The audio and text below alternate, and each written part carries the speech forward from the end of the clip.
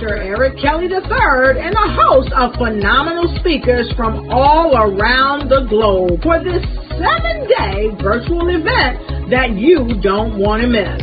The mission of the Black Business Expo is to raise scholarship money from kids all the way from high school all the way from college. The Black Business Olympics is one of the largest Black business showcases in the world. It is an opportunity for businesses and companies to showcase their businesses globally. We are going to be giving away laptops up to $5,000 away to students. Again, I'm Olivia Appleberry, the founder of 2 Cents Finance and one of the speakers for the expo. I am so excited to see you there. For more info, go to www.blackbusinessexpousa.com or call 919-308-9090 and hope to see you there. I am Black Business. From the moment I wake until the time I sleep. Yes, I am Black Business. I am Black Business. Tell me, are you Black Business? I am Black Business. Do you support Black businesses? Listen, I support Black business because I am Black Business. Black Business Expo, one of the largest business showcases in the history of Black business in the world. The world! Sign up today at www.blackbusinessexpousa.com or call 919-308-9090. I am Black Business. I am Black Business. From the moment I wake until the time I sleep, I am Black Business. I am Black Business. Are you Black Business? I am Black Business. Do you support Black businesses? I support Black business because I am Black Business. Black Business Expo, one of the largest business showcases in the history of Black America in North Carolina. Join Dr. Eric Kelly III and a host of phenomenal speakers from all around the globe for this 7-day virtual event that you don't want to miss. The mission of the Black Business Expo is to raise scholarship money from kids all the way from high school all the way from college. The Black Business Olympics is one of the largest Black business showcases in the world. It is an opportunity for businesses and companies to showcase their businesses globally. We are going to be giving away laptops up to $5,000 away to students. Again, I'm Olivia Appleberry, the founder of 2 Cents Finance and one of the speakers for the expo. I am so excited to see you there. For more info, go to www.blackbusinessexpousa.com or call 919-308-9090 and hope to see you there. I am Black Business. From the moment I wake until the time I sleep. Yes, I am Black Business. I am Black Business. Tell me, are you Black Business? I am Black Business. Do you support Black businesses? Listen, I support Black business because I am Black Business. Black Business Expo, one of the largest business showcases in the history of Black business in the world.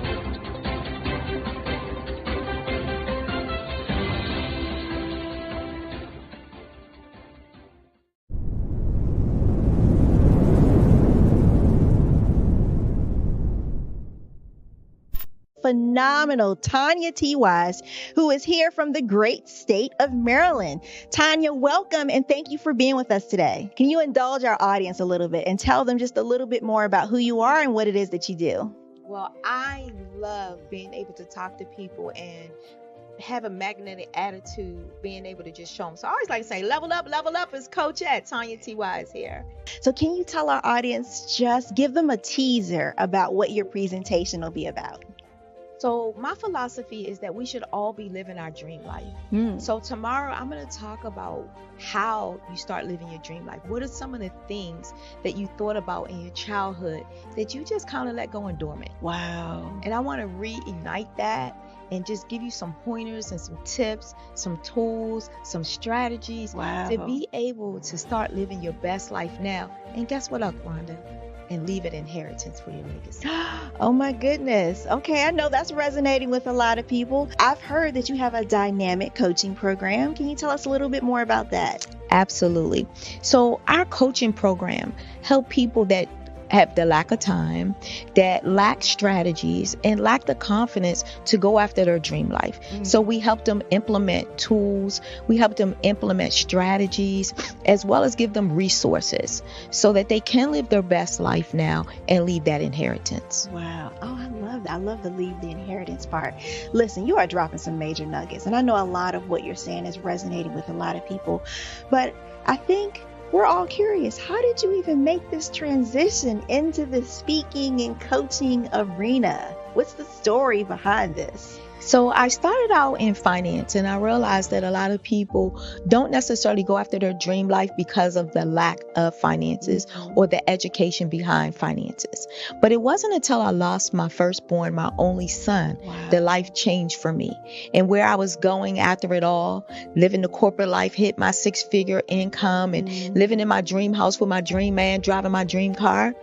I nearly lost it all when I lost my son. And so I realized it only takes one financial catastrophe that can change your entire life.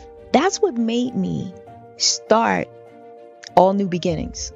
Because no matter what's going on in life, there's a new beginning.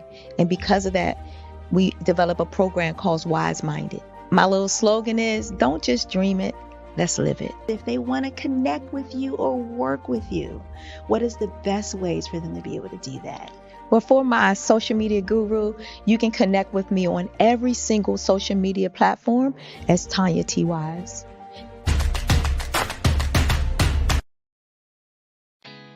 Did you know women represent just 3% of Fortune 500 CEOs and less than 15% of corporate executives at top companies worldwide? Have you wondered what the secrets are to getting into the top ranks, whether in the private or public sector? Do you want to figure out how to stop being held back in your career or passed over for promotion? Then you're in the right place. Hi, I'm Dr. Madeline Ann Lewis, President and CEO of the Executive Women's Success Institute. I have decades of experience in the military, the federal government, and corporate America. And my mission is to help women succeed and tap into their full potential. I want to reach 1 million+ women around the world to become the leaders they are meant to be. So if you want to move into a management or executive level position, or maybe you are a female veteran transitioning out of the military into business entrepreneurship, then reach out to the Executive Women's Success Institute at 301-693-3284. Let us get you on the fast track to success.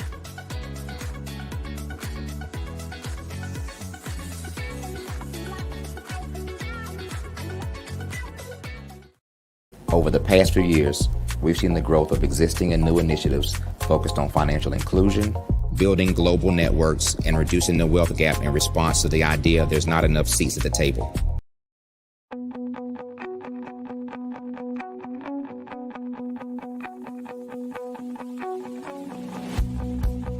Over the past few years, we've seen the growth of existing and new initiatives focused on financial inclusion, building global networks, and reducing the wealth gap in response to the idea there's not enough seats at the table. Whether their outcomes are to increase the representation of Black executives on corporate boards, ensure an inclusive global economy, or to create new U.S. African commercial pathways, the strategies are often carried out by separate programs. The question is, should they be? With the continent of Africa being home to more than half of the world's fastest growing economies, the youngest workforce, Over 400 companies generating more than $1 billion annually, 700 generating more than $500 million annually that are poised for growth, and being the destination of nearly $5 billion in venture capital in 2021. Diversifying U.S. and Africa commercial engagement by building bridges between African businesses and their U.S. diaspora should begin being seen as mutually beneficial. From helping to reduce Africa's enormous capital gap to catalyzing two-way trade opportunities, the COVID-19 global pandemic hopefully has taught us that global challenges and opportunities are more interconnected than we thought. During the pandemic, African companies like Unicorn Flutterwave, insurance provider Reliance Health, ride-hailing app Yasir, and 54Gene, the continent's first bank of DNA on people of African descent, proved that when African companies have access to networks, capital, and information, they grow big, grow fast, and create solutions that are valuable to the world. This is why Be Direct was created. We are the first U.S.-based but African-centric board preparedness and board search company designed to connect U.S. Black talent and corporations to African businesses. Unique and fundamental to Be Direct's success is our process of helping board candidates adapt their experience and networks to an African context before they're connected to high-growth companies that are looking to locally and globally scale. From our focus groups with African business execs and government leaders, we don't ignore the sentiment that business is easy, but people are hard. Having a pool of board candidates with hard-to-access networks and extensive experience across the business life cycle, including successfully raising capital, is table stakes for an initiative like this. So yes, we have that. But corporate or entrepreneurial success in the U.S. does not guarantee success in Africa. Developed alongside industry partners on the continent, our training program, Be Direct Prep, is designed to transpose their experience to create cultural comfort, understanding, and a commitment to helping businesses in Africa scale. Our board governance sessions are African, continental, and country-specific, integrated with cultural awareness and dexterity training, masterclasses led by African industry execs, and mentoring and coaching from African continental-based facilitators. But even more unique to Be Direct Prep, we cap off our training program with an immersion trip to help candidates that have not been to Africa before see and feel Africa's complexity and opportunity from African soil. We all know traditional network-based board placement has historically left a lot of us out of ever really being in the paid board pipeline. Our strategy supports the work of many great organizations that are successfully filling seats at U.S. board tables by creating more tables for those that are still left on the sideline. It's time to start seeing the role and value of U.S. Black talent and businesses on the continent of Africa differently. Old perceptions and habits limit economic inclusion. Let's transition Black talent and the African businesses they will support from the periphery of the global economy to its core. Living in a global lockdown, we all know now how fast local and global economies can change, and see the value of having businesses that hire, strengthen local value chains, and even grow globally. Status quo in any form holds back progress. We must democratize U.S.-Africa commercial engagement by socially and economically connecting cultures that have long been disconnected. It's time for Africa's U.S. diaspora to redefine their global value by helping African businesses scale continentally and globally.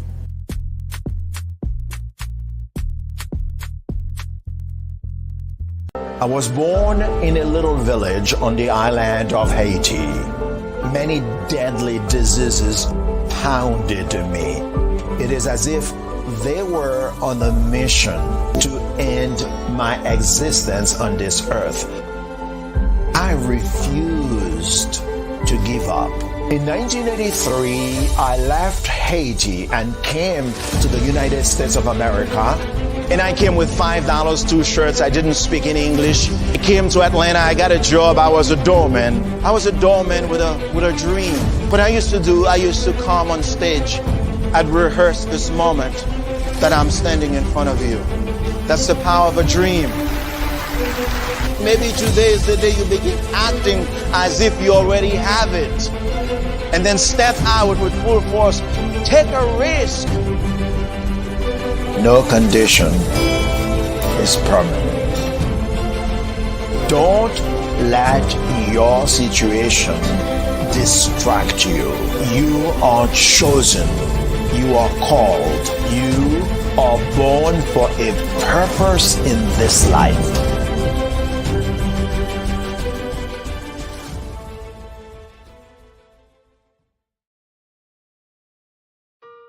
Hello, this is Israel, and I am CEO of Daydreams Interactive and author of Princess Planet.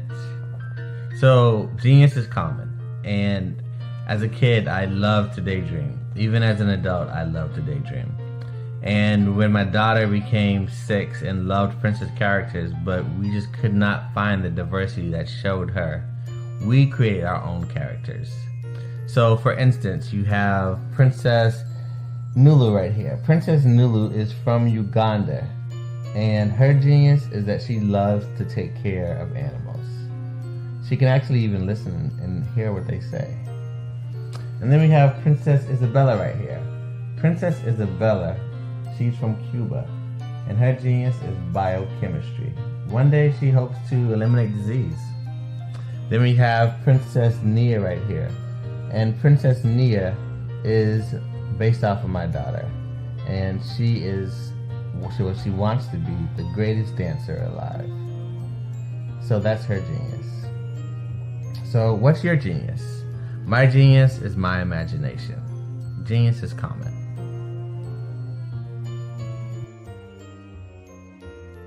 Artist to me is a creative expression of something from nothing.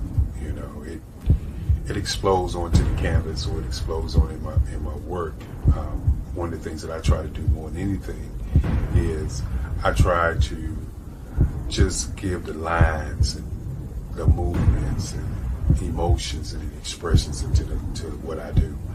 Art really means to me a chance to express how I feel deep down inside. Most of my art begins as a thought that I might have, you know, whether it's sports, whether it's history, whether it's a woman or a man. It pretty much starts as an idea of thought before I get into the actual image of what I'm going to draw. I do a lot of historical pieces. I was a history minor in college, and I love to do history pieces. And a lot of times I'm thinking about history, and then I try to make that history impact you as you look at it. That's one of the reasons I do pictures so large. People ask me, why do I do the pictures so big? And I tell them, I want the piece to impact them as they're looking at it. To kind of dominate them, dominate their space. And most of my pieces I try to do off page. I don't try to do anything that's going to be in those four corners or in a square. And I want your imagination to be a part of the piece that you're looking at.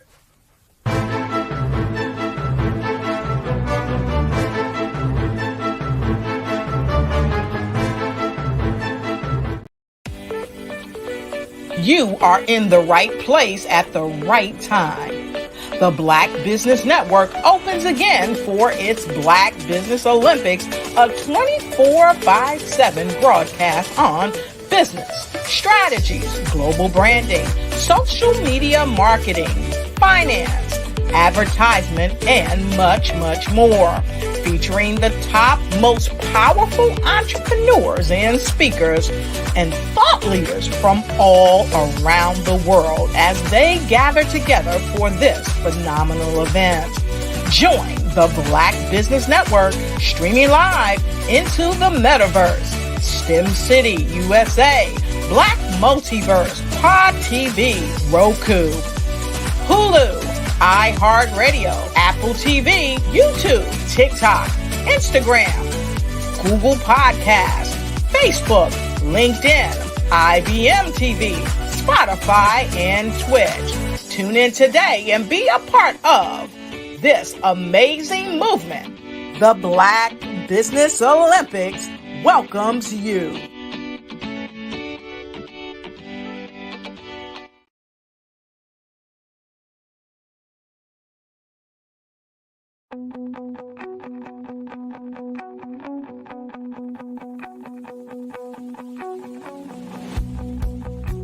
I am Black Business. From the moment I wake until the time I sleep. Yes, I am Black Business. I am Black Business. Tell me, are you Black Business? I am Black Business. Do you support Black businesses? Listen, I support Black business because I am Black business. Black Business Expo, one of the largest business showcases in the history of Black business in the world. The world! Sign up today at www.blackbusinessexpousa.com or call 919-308-9090. I am Black business.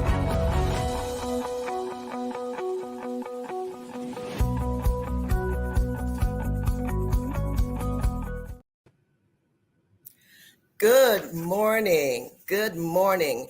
Business owners, entrepreneurs, thought leaders, and corporations. Welcome to the Black Business Network. My name is Dr. Michelle Boone Thornton, and I am your business moderator for this morning on the Black Business Network.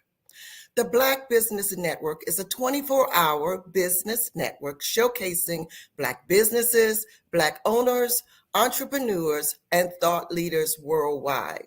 We have speakers from North Carolina, London, Singapore, Africa, and cities all over the United States.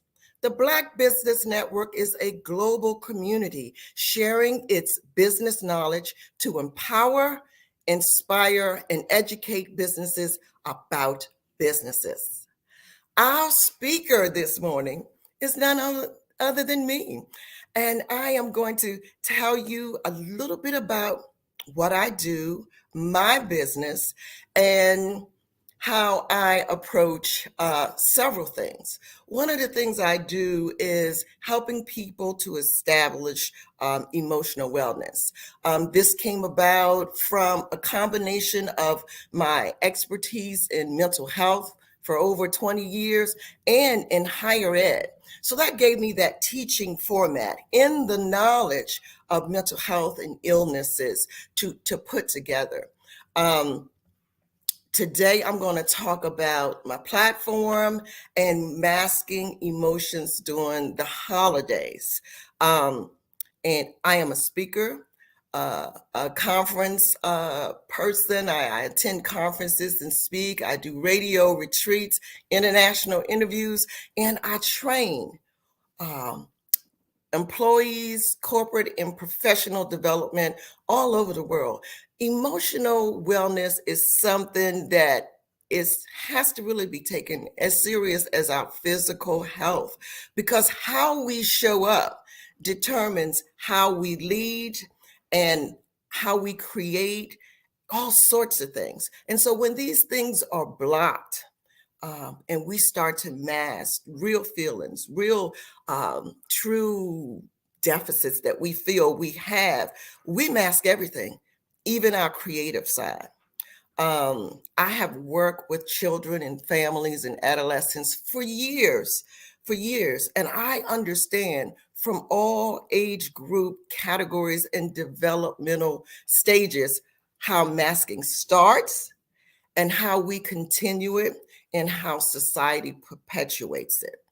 So yes, that is my background from mental health. I am also a professor, a university professor. I taught in the field of human services for years, preparing students and others to just work with people. And working with people is different than selling cars or a product. People are unique and they have all types of different backgrounds that actually kind of play into who they are and what they do. So human services brings a big piece to this. I also am a professor in counseling ministries, and in both areas, I work to help prepare and teach students to work with people so that they can become all that God created them to be and achieve their highest level of functionality. And so that is a job that's not an easy one. And I take my hat off to all mental health providers and all professors, because you are really creating and molding the next leaders, the next generation of leaders. So my platform, Removing the Mask and Transforming Your Reality, I help people uncover hidden emotions and trauma, neglect, abuse, loss, hurt, pains. They are experiencing a lot of guilt in some areas, some self-doubt, some flaws. You don't want people to see your inequities or things that you feel are weaknesses, because society says, hey, we're strong, we can do it. We're expected to always be happy, to always be on. If not, something's wrong. And so I come to you to tell you that everybody has days where they're off. Everybody has days where they just don't feel like being even where they are, but they have to cope with that and then deal with the emotions underneath. So I help people transition from behaviors that keep them in emotional bondage to behaviors that help them release the unhealthy emotions. And at the end of my presentations, this presentation today, I will share information on how to connect with me. I'm on several other social media platforms. I do like a wellness check with people, a mini podcast, but we'll talk about that as we move forward. So and my goal is basically in this whole series, and I put together a workbook. I put together a companion journal, and then actually the book itself actually launches next week at a Transformational Writers Conference. But I use these tools to help people look at some things that they've had buried for years. And the goal is to help you understand that and to move forward and to understand that everybody masks, because everybody wants to seem happy. Everybody wants to seem in control, even when things are very much out of control. That is just the image we've been sometimes forced to portray, and so we've never really been taught to manage our emotions. We've always just been taught that we are to be happy and the goal is happy ever after. And, if you work hard, you do this, everything will be perfect. But that's not true. And one of the things that COVID-19 kind of showed us is the stuff underneath the mask, because we all collectively experience some level of trauma, either personally or vicariously.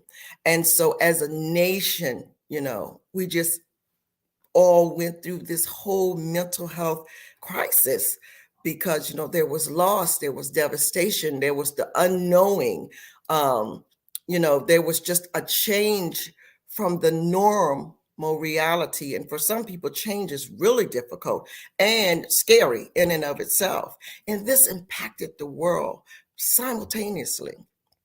And so now as we come to where we are in this season, we have to come to grips to some of the pain that we've been masking since COVID. And some of us have been masking it before COVID. We had some childhood trauma and things that we had not really addressed. So one of the things that I want everybody who I work with to deal with is those mask emotions. And for some of us, we wear a mask 24/7. Some of us can take it off at home. We can be ourselves. We can kind of let our hair down. We can do whatever we want to do. We don't have to worry about pleasing anybody else. But some of us still, when we come home, we still have to wear that mask at work, in our community, with our friends and colleagues and our family, because unfortunately, they only know the person that we portray outside of the mask. And I understand it. I get it. You wear a mask to kind of keep yourself protected.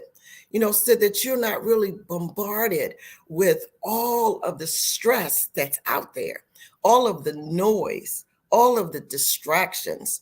Sometimes we keep the mask on so that we really don't have to deal with loss, death, social injustice, social media, traffic, just this toxic political climate. We mask to stay safe, to keep ourselves safe. It is honest dialogue that we need to start having with ourselves first.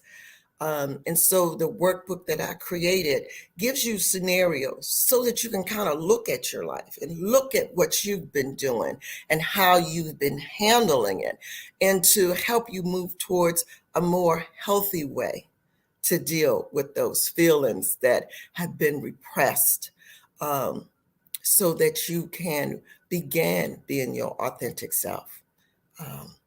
And I can remember just masking some of my own feelings, just going through life trying to be that wife, that perfect employee, that good friend, that sister, that person that supports everybody except me. And so when I started to unmask, people were like, "What's wrong? Are you feeling okay?"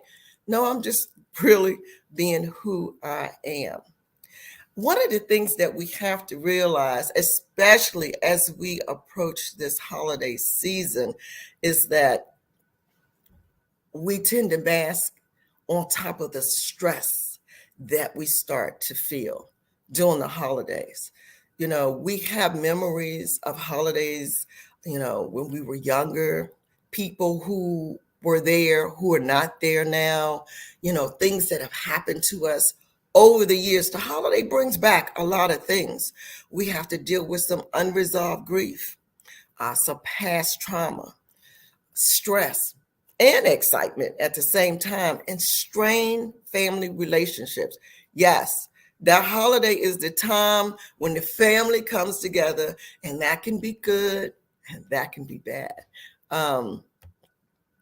But during the holiday, when we stop and we think about the fact that we may still be grieving the loss of anything that was maybe there the year before that's no longer there, a job, a family member, a person, a pet, it could be anything. And then we have to really think, what stage of grief are we in? Because we mask it, we put it away, and we think it's okay, it's done, but it's not. The holidays can bring back memories. They can dredge up old feelings. And so when we think about grief, and we have to think, are we really still grieving? And sometimes we are, because things are fresh. Things have just recently happened in our lives. Where are we in that stage? Are we denying it? Are we angry? Do we feel depressed? Depression is an emotion that people do bring into the holidays because of what they've lost from previous holidays. And have we accepted it? Have we kind of accepted that, hey, this holiday, this person is not going to be here. This is what we're going to be working with, and we can start new rituals. We can start new family gatherings. We can move forward. So that is one of the things that is very important to keep in mind. The holidays create like a push-pull emotion. It really does, because of the grief and the heart and the hurt. You have to know that you're not alone. You don't really want to think about that. I'm supposed to be happy. I put up the decorations. My house is beautiful. The tree is beautiful. Everything is beautiful, but I still feel this pain. But others suffer too. Everything can't be merry and bright, but peace and comfort still are attainable for you in the holidays. We have recently, with COVID, come through a high toll of loss, lots of losses on top of losses. There's gun violence, and there's suicide. It's happening every day. So these three dark forces really have altered the shape of many of our lives, as we approach these winter holidays. The grief we feel over people who are no longer there, and when we look at our table, it's very acute. When we look at the dinner table, who's there and who's not, it's real. So that's the push and the pull. The push to be merry and bright, and the pull of the grief and the loss. The stress from traumatic childhood is something that many of us still carry. We carry around. In my workshops, I do an exercise to help people kind of identify stress, self-imposed stress, and then there's the stress of trauma that we carry from childhood abuse and neglect. Grief, loss, physical, emotional, sexual abuse, intergenerational, cultural, and history trauma. Just trauma. Some of us have had some medical crisis, and they've created a trauma in our lives. We are no longer the people we feel we were because of it. And there's uncertainty, the wellness, the sickness, that type of thing. What course will this take? And so that is traumatic in itself. Some people have, people in the military who overseas, and we have wars in Gaza and Israel and everywhere. So this is just something that is in our environment, and we don't want to deal with it every day. In fact, we want to wake up and be happy and move forward and be grateful, and we should. But those things are up under that mask, those emotion, that stress. We think we're burying it, and we're not. A lot of people dealing with a lot of stress deal with a lot of physical ailments, because stress can cause migraines and headaches and things. And one of the things we talk about in the workshops are physical conditions. And a lot of those conditions deal with stress. I have a young woman who has a great job in corporate America, but she told me that, when she went for her last checkup, which she put off because of all of the other engagements she has working in corporate America, she finally went, and her blood pressure was just out of this world, and it was just, the cholesterol and all of the things that we check. And it was directly related to the stress of her job. And she said to me, I don't understand. Again, that push-pull. This is my dream job, and I love what I do. But your body needs rest. And the stress that you take on, and a lot of time, a lot of people get in jobs and they overfunction. They overfunction because some people have control issues. Some people don't like to delegate. Some people are trying to prove themselves to the organization, and some people are just excited. And I know people who, when they get an idea, they get worked up and they're on it 24/7, and everything else kind of goes to the side. But not only during the holidays, but year round, I need you to think about the stress that you're putting on yourself. When you stay stressed, you put your brain into this fight and flight mode. And I've talked about that before, and that's okay. That alerts us that something is getting ready to happen, and we need to prepare our bodies to fight or flee or something.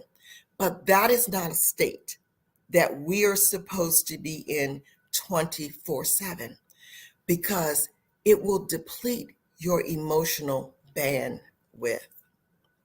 And so think about the stress that you're putting on yourself, the added stress from the holidays, and things that you can do to manage that. Holiday rituals. And a lot of people have rituals. I will talk to people and say, well, we would always get together and put this tree together. And there were special ornaments, and each ornament kind of had a story behind it. Family dinners. This aunt would bring that cousin would bring that, holiday gifting, special desserts, and so many other things play a significant role that shapes who we are over the holidays and during the holidays. And when someone is missing, we recognize that. And that should be an opportunity just to celebrate that person, who they were and what they brought to it. And even though the initial ritual may be interrupted with the intense sadness and despair that we feel about people we lost, let's, get together and think about new ways, new rituals with the people we have, and then pass those things on, just pass them on with your children and your children's children. And so, yes, the holiday can be a great time. It can be a great time to spend time with family. Technology is wonderful, but it can take us away from family. It puts that distance there. And holidays give us the opportunity for human connection. And we were created to connect with one another. So just be in the moment, be present, be with your family. Don't worry about thinking about the food or the presents or all this other thing. Just enjoy the people who you are with. According to the American Psychological Association, the top 4 main stresses of the holiday are difficult family conversations. Because we're together, we haven't seen each other in a while. This might be time where we get some news, somebody's sick, somebody's ill, something has happened. The second one is the pressure of gift giving. Not only the pressure of it, what to give, what to gift, are they going to like it? And thinking about what it is they like and trying to remember what they don't like. Gift giving, it should be from your heart. And it doesn't have to be overly expensive. And that brings us to the number 3 stressor, finances. If you have a budget, stick to your budget. Stick to your budget.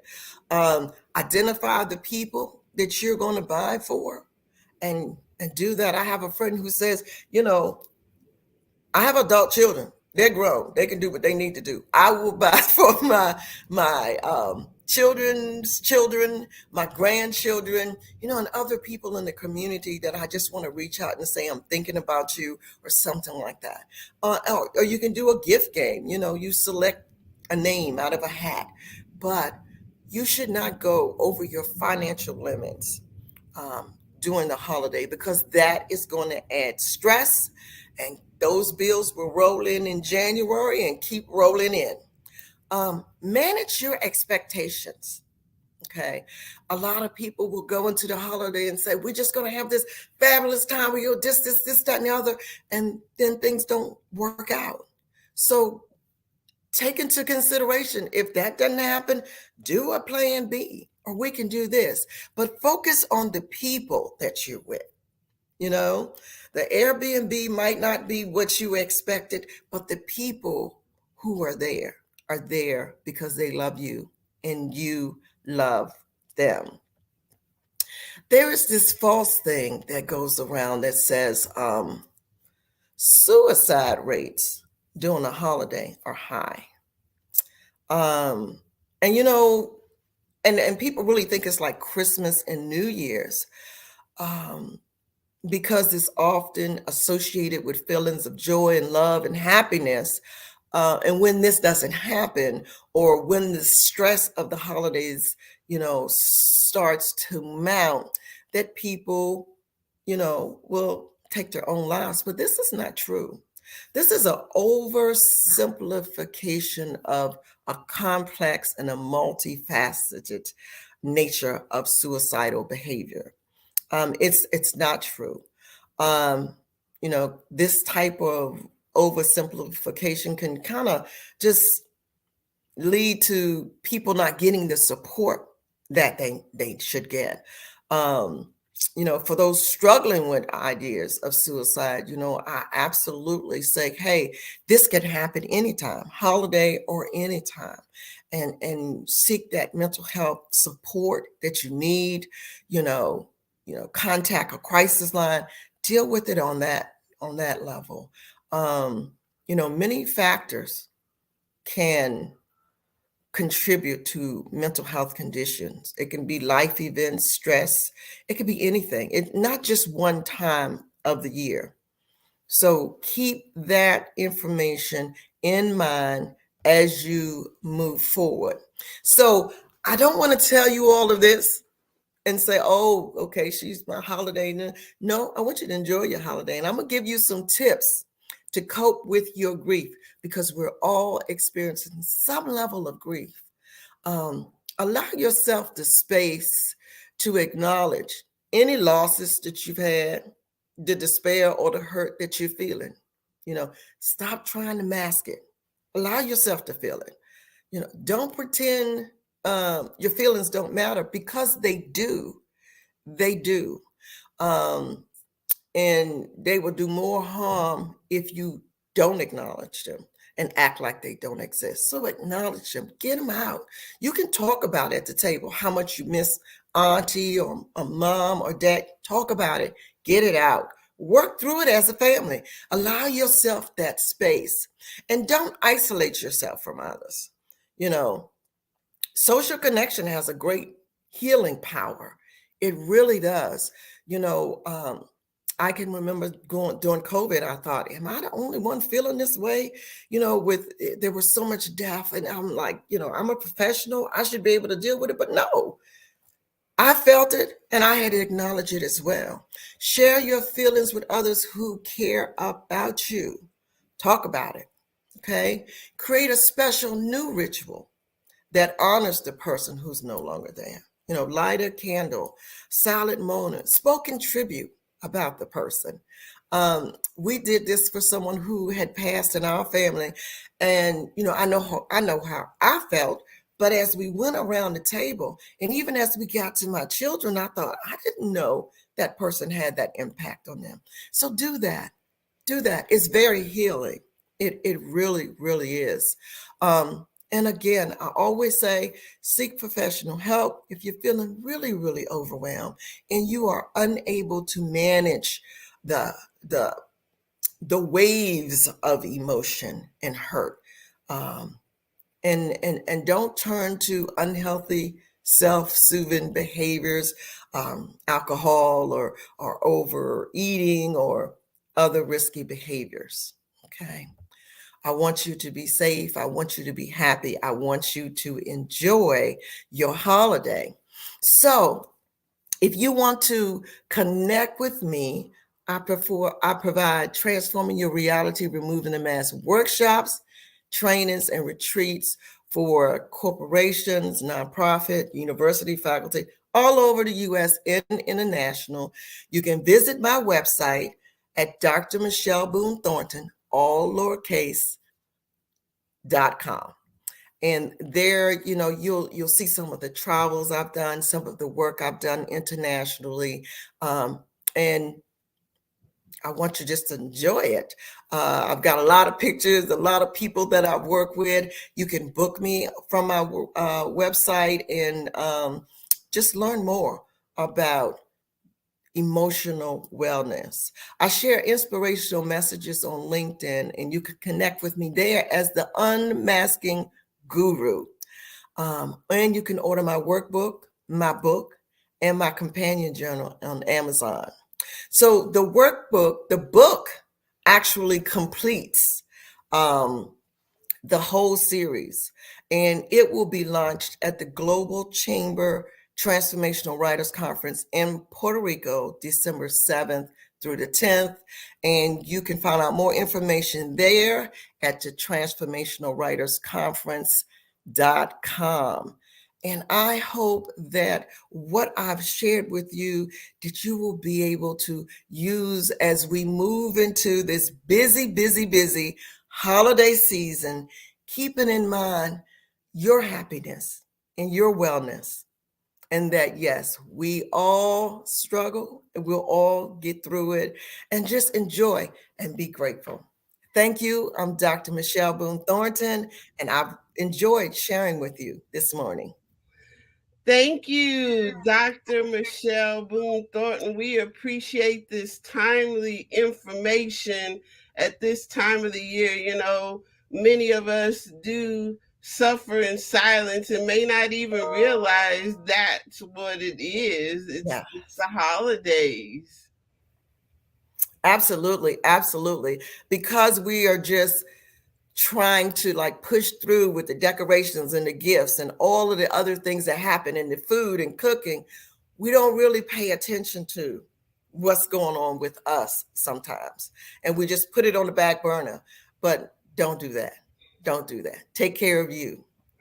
Please remind us where we can find you.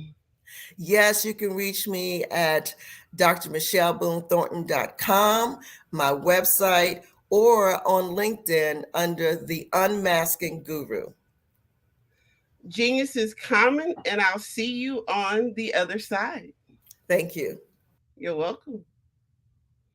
The Black Business Expo's mission is to raise funds for high school seniors going to college or K through 12 entrepreneurs. The Expo is a fundraiser for students. You may go to www.blackbusinessexpousa.com to donate to the scholarship fund, or use the Cash App that's on the screen below, $, capital B, capital B, capital X, capital U, capital S, capital A. Our goal is to give laptops and up to $5,000 to 10 students. Students can register online at www.blackbusinessexpousa.com. Every dollar counts. So we want to remind you to donate to the scholarship fund. We want to thank our Black Business Expo USA sponsors for November 2023.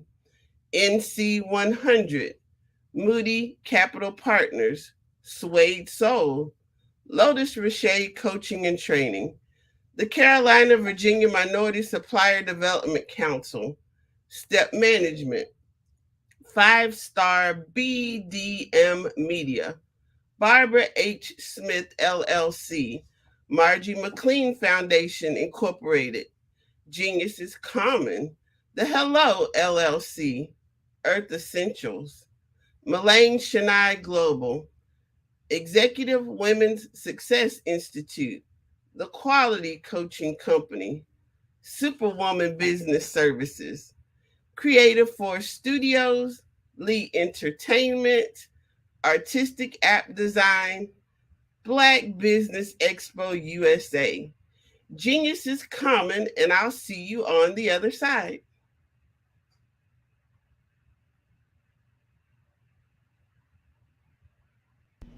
Why do I do what I do? You know, my life coach asked me that a few years ago. And she said, Tony, what's your why? And I told her, and she said, girl, you've already accomplished that. Perhaps you need a new why. Hi, Tony Harris, Amy Hoydu with Say It Said Marketing, one of your students. And just wanted to say thank you, Tony Harris, for spending so much time with me and giving me that boost in my business that I so drastically needed.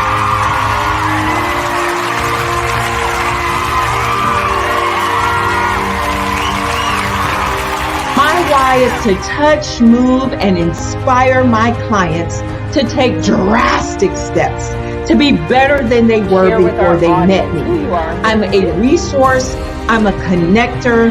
I want to help people build deeper relationships that are beneficial to their life and business. That's what I do best. So, first thing you got to do is show up.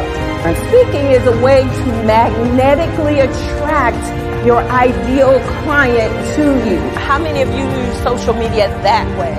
Absolutely. And this is how you look to the world. Drastic steps are the steps that are needed to be successful.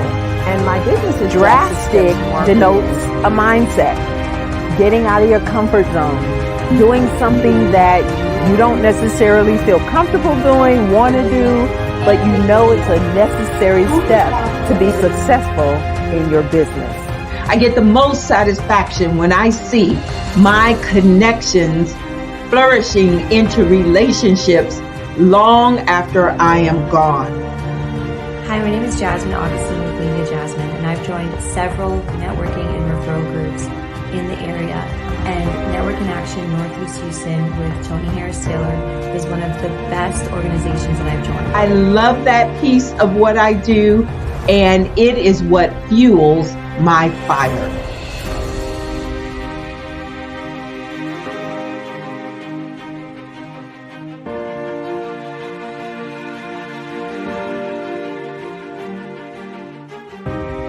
My name is Tony Harris Taylor, saying take a drastic step today for a fantastic tomorrow.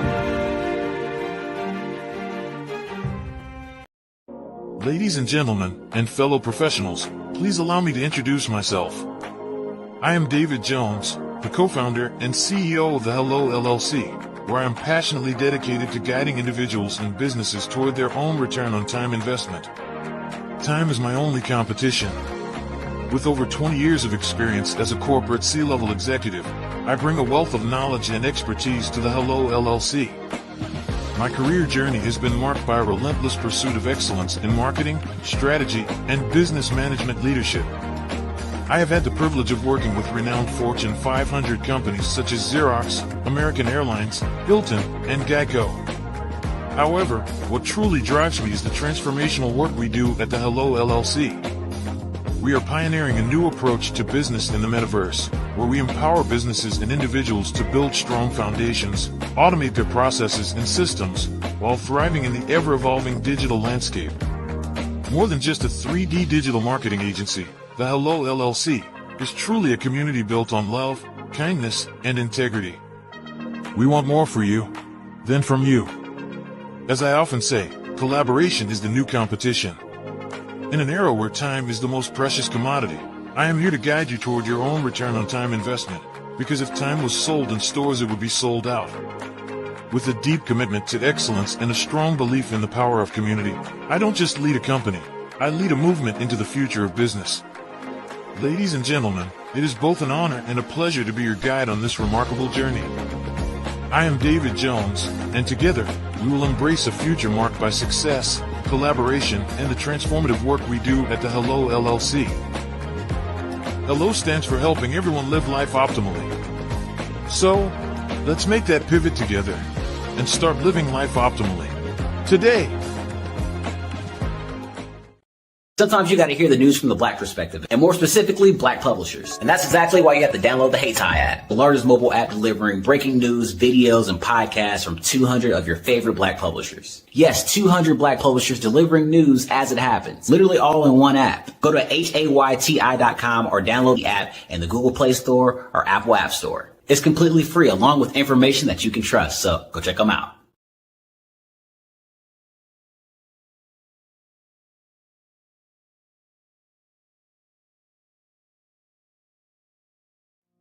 Did you know that approximately 333.34 million businesses exist today, according to a report from 2021? And you may be one of those businesses, or maybe you're not in the business market yet, but you're aspiring to be a business owner. Well, guess what? You're in the right place at the right time. Because let's face it, everything is about timing and opportunity. Hi, my name is Dr. Lotus Richey, and I'm the CEO and founder of the Lotus Richey Coaching and Consulting LLC, along with the Lotus Richey Ignite Show. 15 minutes of success with Dr. Lotus Richey, as well as books to boom your business and bring who you are. And today, I want to bring this amazing message to you about the Black Business Network and the Black Business Olympics. See, the Black Business Network and the Black Business Olympics is designed to help people just like you, that's right, that look like me, to take their business to the next level. Not just in your front yard or your backyard, but globally. The Black Business Network and Black Business Olympics is designed not to just help you survive, but to help you thrive. So join us today as we come together with businesses all around the world to support our students, our children, our young teens, our young entrepreneurs. What we do is we come together to help raise funds for students who are aspiring to be business entrepreneurs, who are aspiring and who are thriving in college. We endow them with a wonderful opportunity to gain scholarship of either a laptop or several thousands of dollars. And we invite you to help be a contributor to this amazing opportunity to help someone that looks just like you. So join us today at our website and let us connect with you and help you ignite and take flight in every area of your life on the Black Business Network and the Black Business Olympics. I'll see you on the other side.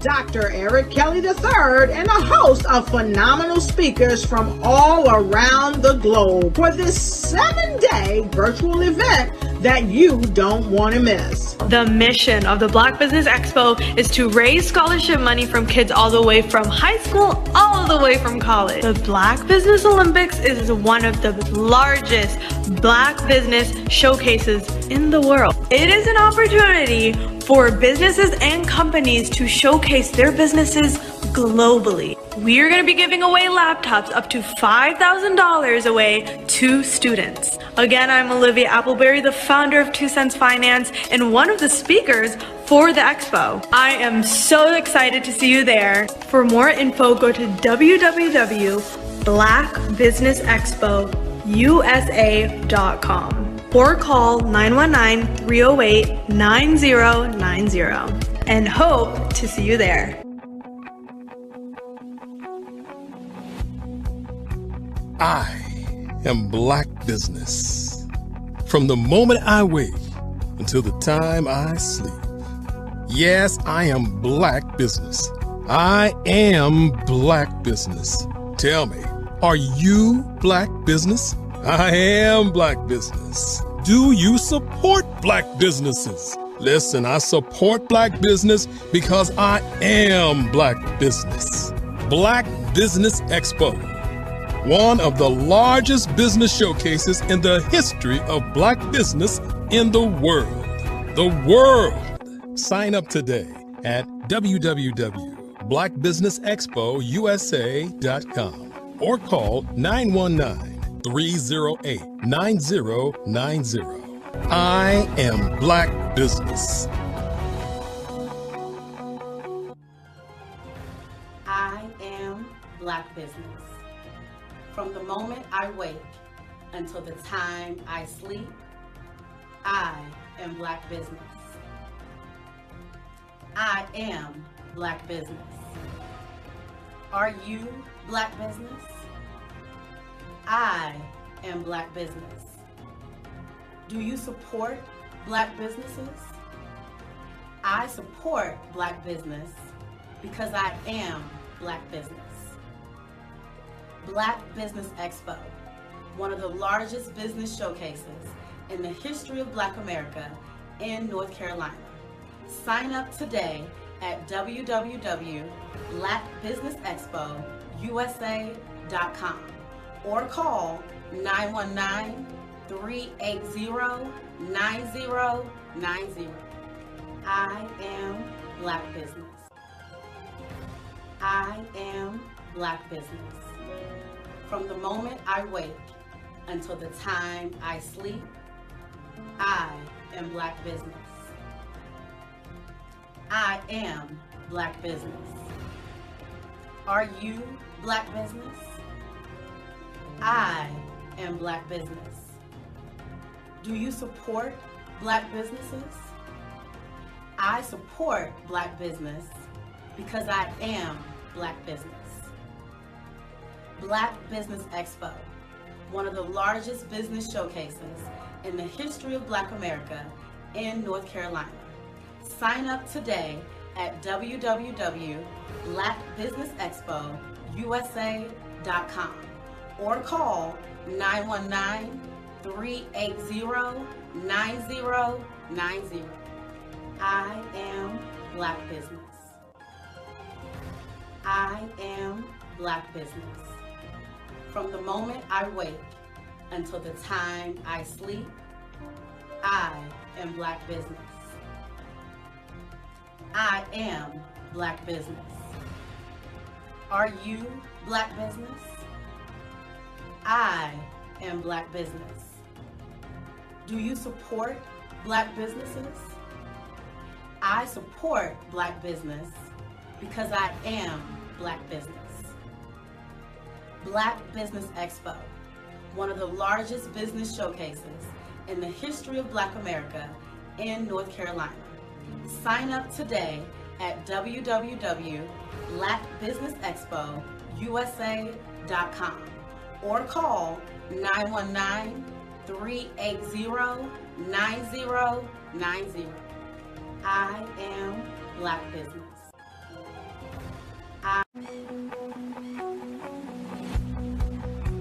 I am Black Business.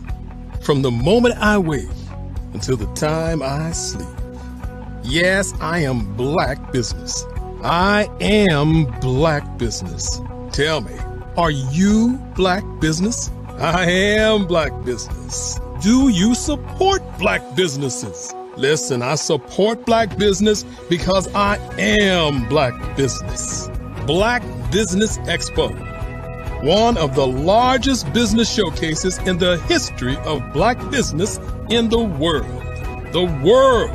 Sign up today at www.blackbusinessexpousa.com or call 919-308-9090. I am Black Business.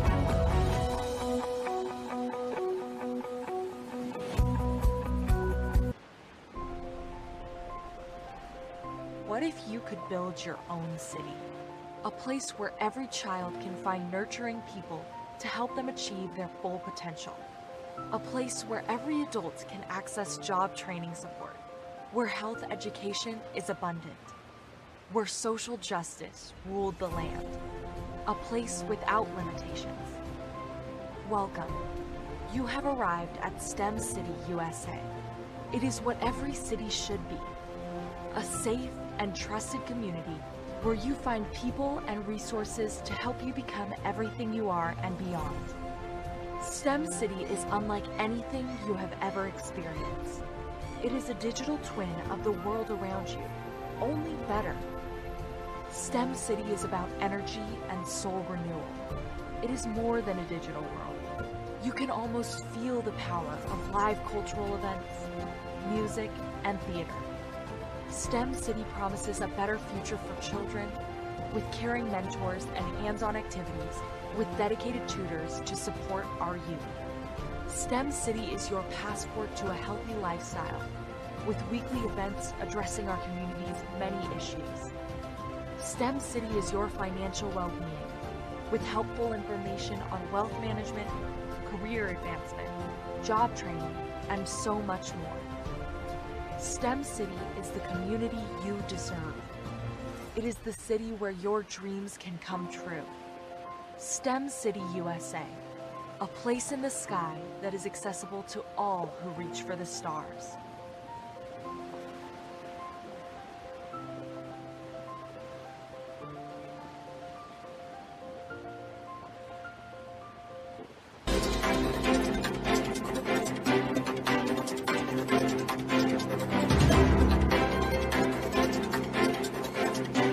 I'm Ramon Ray, founder of Smart Hustle Magazine and smallbiztechnology.com.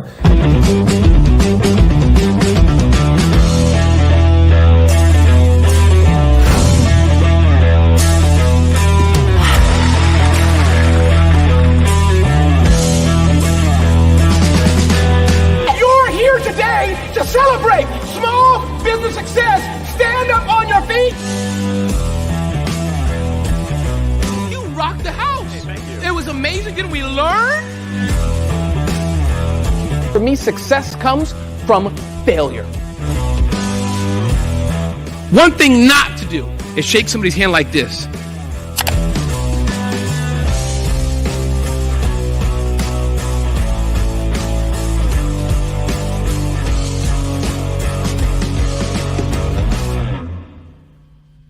I was born in a little village on the island of Haiti. Many deadly diseases pounded me. It is as if they were on a mission to end my existence on this earth. I refused to give up. In 1983, I left Haiti and came to the United States of America. And I came with $5, 2 shirts. I didn't speak any English. I came to Atlanta. I got a job. I was a doorman. I was a doorman with a dream. What I used to do, I used to come on stage. I'd rehearse this moment that I'm standing in front of you. That's the power of a dream. Maybe today is the day you begin acting as if you already have it. And then step out with full force. Take a risk. No condition is permanent. Don't let your situation distract you. You are chosen. You are called. You are born for a purpose in this life.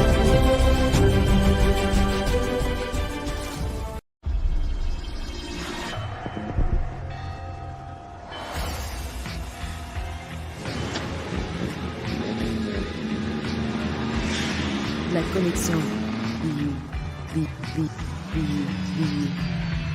La connexion.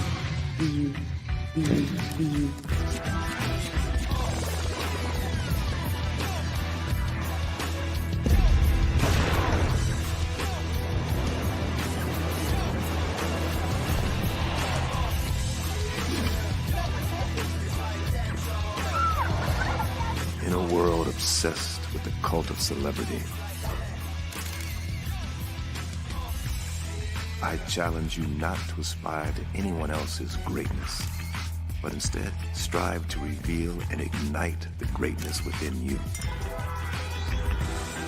Are you serious? I totally think that's it. Hey. No! Hey! To me, sexy is a man that knows who he is and what he wants.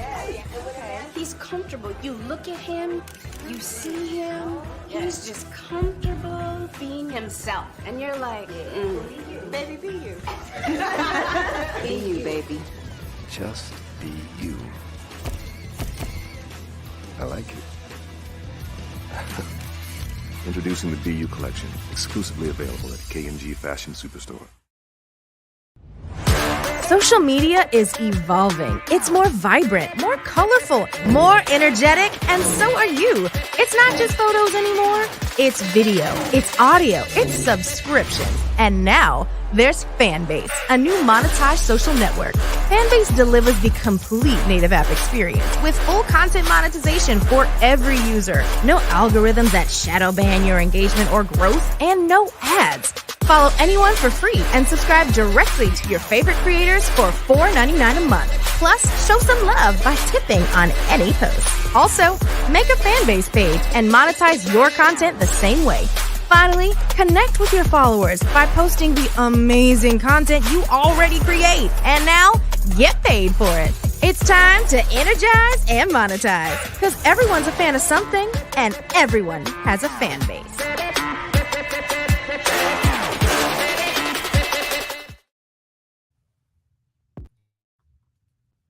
The Black Business Network and Black Business Olympics are essential platforms for Black business owners globally. They provide the tools and support you need to succeed in today's competitive marketplace. Join us today as we collaborate together with businesses from around the world to support our children, students, and young future entrepreneurs, Black businesses and corporations. We raise funds for students going to college and young entrepreneurs who are aspiring to be business owners, and we invite you to be a contributor today. Visit the website www.blackbusinessexpousa.com to connect with and learn more about how the Black Business Network and Black Business Olympics can help you not only share your amazing business story to businesses, but also serve future generations. Hello, my name is David Jones, CEO and co-founder of the Hello LLC, where we help businesses build a culture, brand and experience, and leverage technology to pivot into Web3. Join the Black Business Network streaming live into Roku, Metaverse, STEM City, Black Multiverse Enterprises, Hulu, YouTube, iHeartRadio, Apple, Facebook, LinkedIn, Spotify, Twitch, and Google Podcasts. Tune in, turn on, and let's thrive.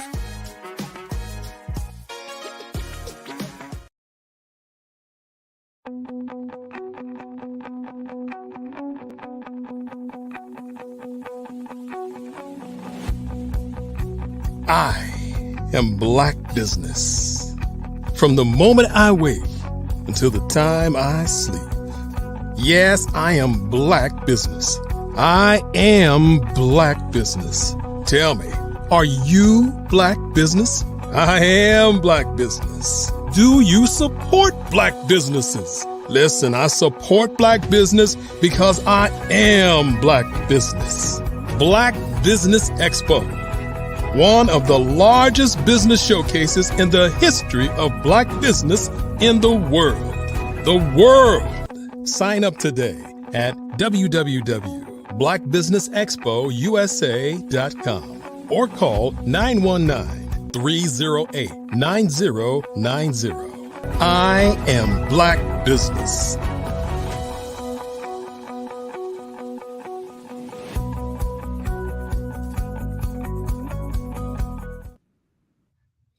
Good morning, business owners, entrepreneurs, thought leaders, and corporations. Welcome to the Black Business Network. My name is Crystal Gomez. I am your business moderator for this morning on the Black Business Network. The Black Business Network is a 24-hour business network showcasing Black businesses, business owners, entrepreneurs, and thought leaders worldwide. We have speakers from North Carolina, London, Singapore, Africa, Japan, and cities all over the United States. The Black Business Network is a global community sharing its business knowledge to empower, inspire, and educate businesses about business. Our next speaker is Robert Cheeseborough. With over 20 years of experience in marketing and communications, Robert is a passionate and creative leader who drives brand evolution, content innovation, and organizational communication for diverse clients and teams. As the principal solutionist, CEO of Crescendo International, he delivers exceptional communication solutions that combine visual and result-driven approaches with a focus on human capital and DEI advocacy. Some of his key achievements include revitalizing employee engagement, leading crisis communication, and building cohesive teams across departments and industries. He has a proven track record of increasing customer satisfaction, media coverage, and social media presence for clients such as FleetCor Technologies, Harlan Clark, Los Angeles Lakers, and Clean Start Miami. He also holds a social media strategist certification and a bachelor's degree in business and corporate communications from Full Sail University. He is always eager to learn new skills, explore new challenges, and collaborate with forward-thinking professionals. I present to you Robert Cheeseborough. Good morning. Good morning. How are you doing? I'm well, thank you. How are you? I'm excellent. Can't complain at all. Genius is common, and I'll see you on the other side. Sounds good. Good morning, everyone. So today, I am going to discuss brand. When it comes to Black business, I want to make sure that we take the time to develop our brands so that it stands against any brand in the nation, any brand globally, the look, the feel, because most people shop, most people spend with their eyes. So if your look isn't there, if the feel and concept of your brand isn't developed, you're not going to excel the way you can. So I want to discuss that. First and foremost, when it comes down to your brand identity, you want to make sure you have your core values in place. You want to know your mission, your vision, and your core value statement. Develop that is key to being able to hold an initial elevator conversation about your company, about your brand, about where you currently stand and where you plan on going. I'm a very visual person. I'm a graphic designer by core. I'm an artist by nature. So the visuals are very important to me. I am one I'm going to push you to develop your brand.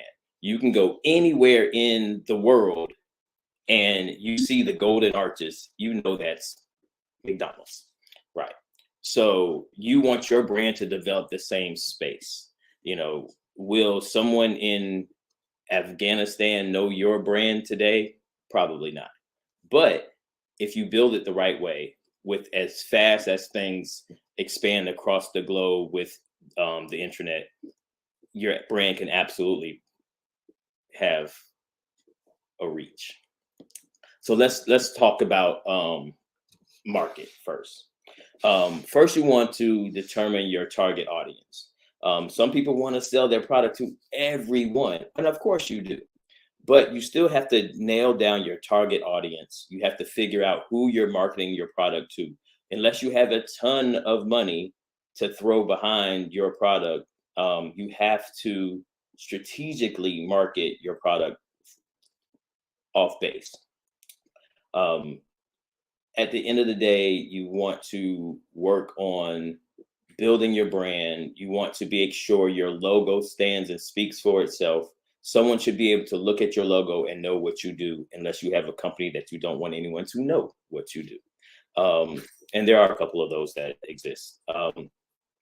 But someone should look at your logo and have some attachment to know what your company offers.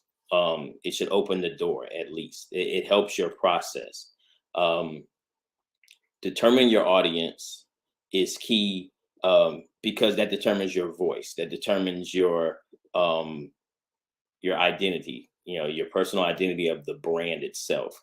How you are as a person doesn't necessarily equate to how your brand views things and responds to things, because you have to be in a position to have a political stance on everything. Everything that's happening across the country, across the world, is something that can affect your brand.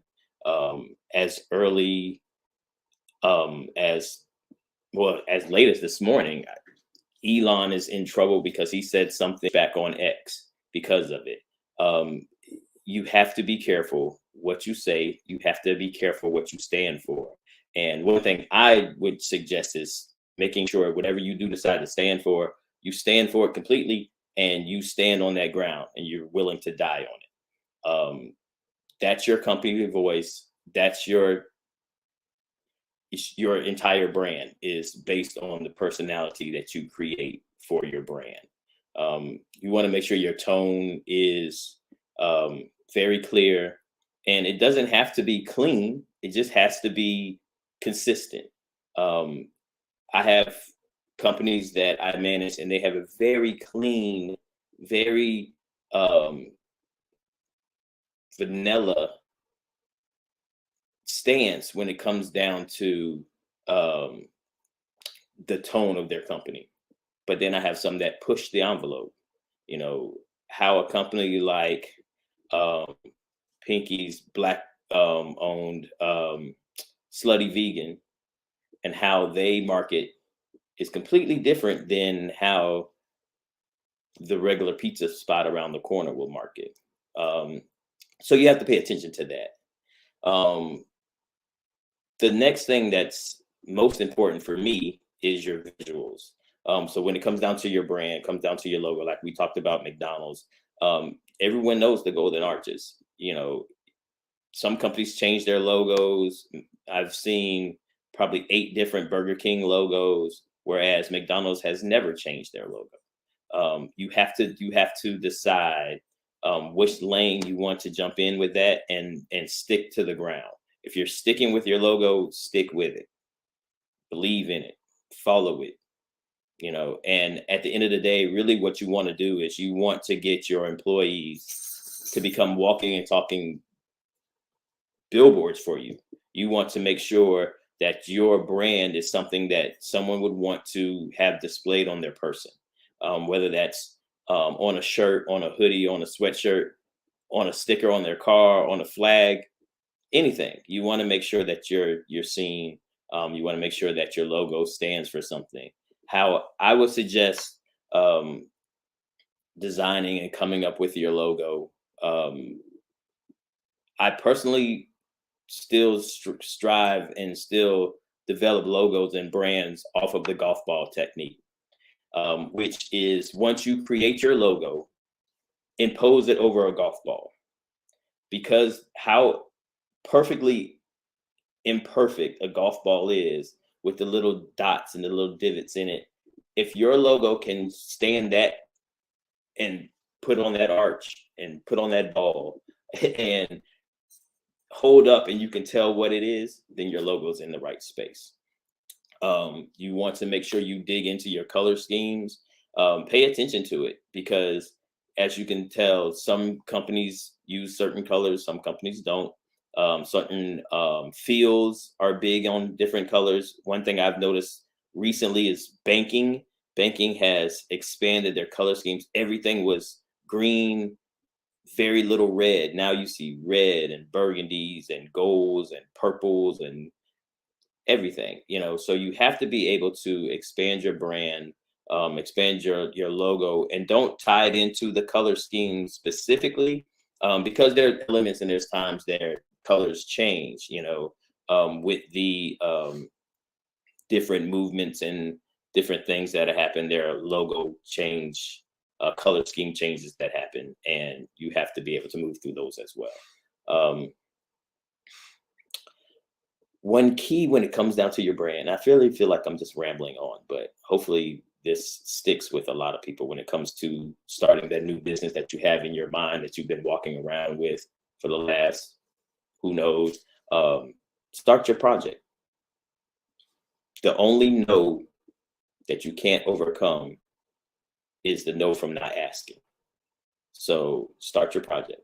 But okay, back to the story here. So we talked about the visuals. We talked about your logo design. We talked about how you can create that. We talked about color and color scheme. Color is important, but I wouldn't overly attach to the color. We talked about the brand personality. We talked about the tone and voice of your company. And you have to also, again, go back to the tone of your company and your personal tone do not have to match. They just don't. You can stand for completely different, in a completely different space, for the business aspect of what you do. Let's see, we talked about market research, your audience. You know, determining your audience is key, and how to reach the said audience. Okay, now let's see. We talked about brand. We talked about your messaging. Let's go to marketing, obviously, right? So, of course, you want to pick which channels you utilize. You want to pick that based on the channels that your audience uses. If you have a product that is youth-based, you really want to go with a platform that's that targets them. You know, you won't. I wouldn't put a product that is made for teenagers on Facebook. Not anymore. It's not relevant to them. But like, my kids love TikTok. My kids love Instagram. So if you have products that go and fall into that space, make sure that's where you're targeting your advertising. And then you want to plan out your content. You want to make sure you cover all of the major events. Obviously Christmas is coming up, so you want to make sure you target and focus on all of those. But you also want to hit the underlying events, smaller things. You want to touch local things. Do not step away from the local base. People knowing that you're from this area and you started this product, a lot of people will support you. You have to make sure you reach your target audience in your local space first. Content. You want to make sure you figure out what interests your audience. That way you can plan your content. But there's a space where you can also step outside of the normal. If you have a product that is targeted for males, then sometimes you might want to change your target and change your audience and change your marketing towards the females, solely because they can carry a message to the males for you. Doesn't quite work as well going back the other way, but these are the things that you really have to plan out when it comes down to your content for your social, for your marketing as a whole. As we know, marketing as a whole now contains social media. There is no marketing without social media. You have to put your energy and effort into building a solid content calendar, and knowing what you have to say, knowing what you need to say, knowing where it is vital for the growth of your company. So from there, you've started to build your brand. So the next thing you want to focus on is your engagement. I honestly like to take the time to build responses to negative situations first. Let's sit down and brainstorm. This could happen negative, that could happen negative, and how we respond to that. Because everyone is not going to like your product. Everyone, and they shouldn't. Everyone's not going to like your product. Everyone's not going to like your brand. Everyone's not going to like your advertisement. Some people are going to challenge it. Some people are going to push back. Some people, it shouldn't. If your advertising is good, somebody should hate it because you're reaching them, but the same of that bell curve, the same side, people should love it and absolutely support you. You just have to be able to have an intelligent response to the hate that you're going to get. And I like to plan for that. Crisis communication is very important. So you want to make sure you have a solid response. And that crisis can be internal or external. You can have an employee that just hates being there. You have to figure that out and figure out why and what they hate and how to fix it. The fix can be a change in how you do things, and the fix can be removing that person from your company. You have to figure that part out. Customer engagement is absolutely important. You want to make sure the user experience is absolutely on point. You want to make sure your service is impeccable.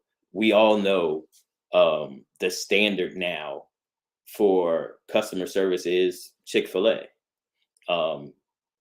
And they focused on that.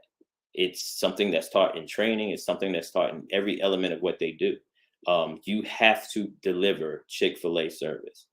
It's the one thing that you consistently hear when it comes to Black business. I don't know if anyone else is listening, but the one thing you consistently hear when it comes to Black business is the lack of customer service. We have to do better. You can start it. Just do better. Be better. Give someone the service that you would want when you're spending your money. It's simple. From there, feedback. You want to make sure you address every issue broadly.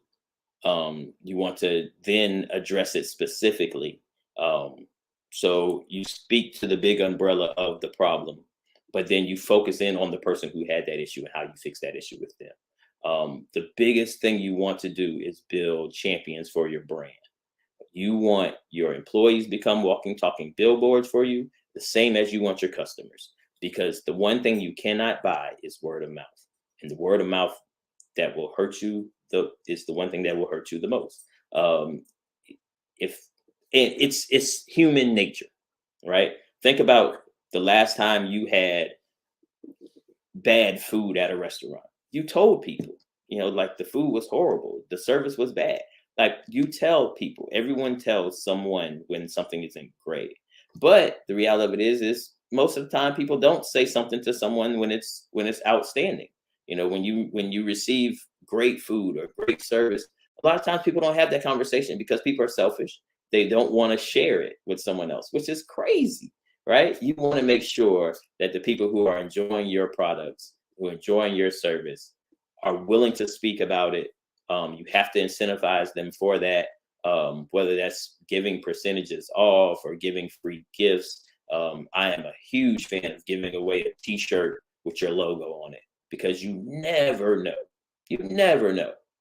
Someone may throw that t-shirt on to run around the corner to go to the store, and then someone else sees your brand, and that's all you can ask. So I am a very big proponent of making sure you spread your brand in that method. When it comes down to your feedback, you want to continuously improve your feedback. You want to make sure that you dive into issues, and you don't want to just leave it. You don't want to address it once, call yourself pseudo-satisfying the customer, and move on. Circle back, build a team or build a segment of your time where you respond, and then you follow back up later with a response and check on the customer. Check on how their interaction with your business moved from where they were. If they purchased something else, if you can incentivize them to come back. Those are all very key elements to the growth of your business, the growth of your brand.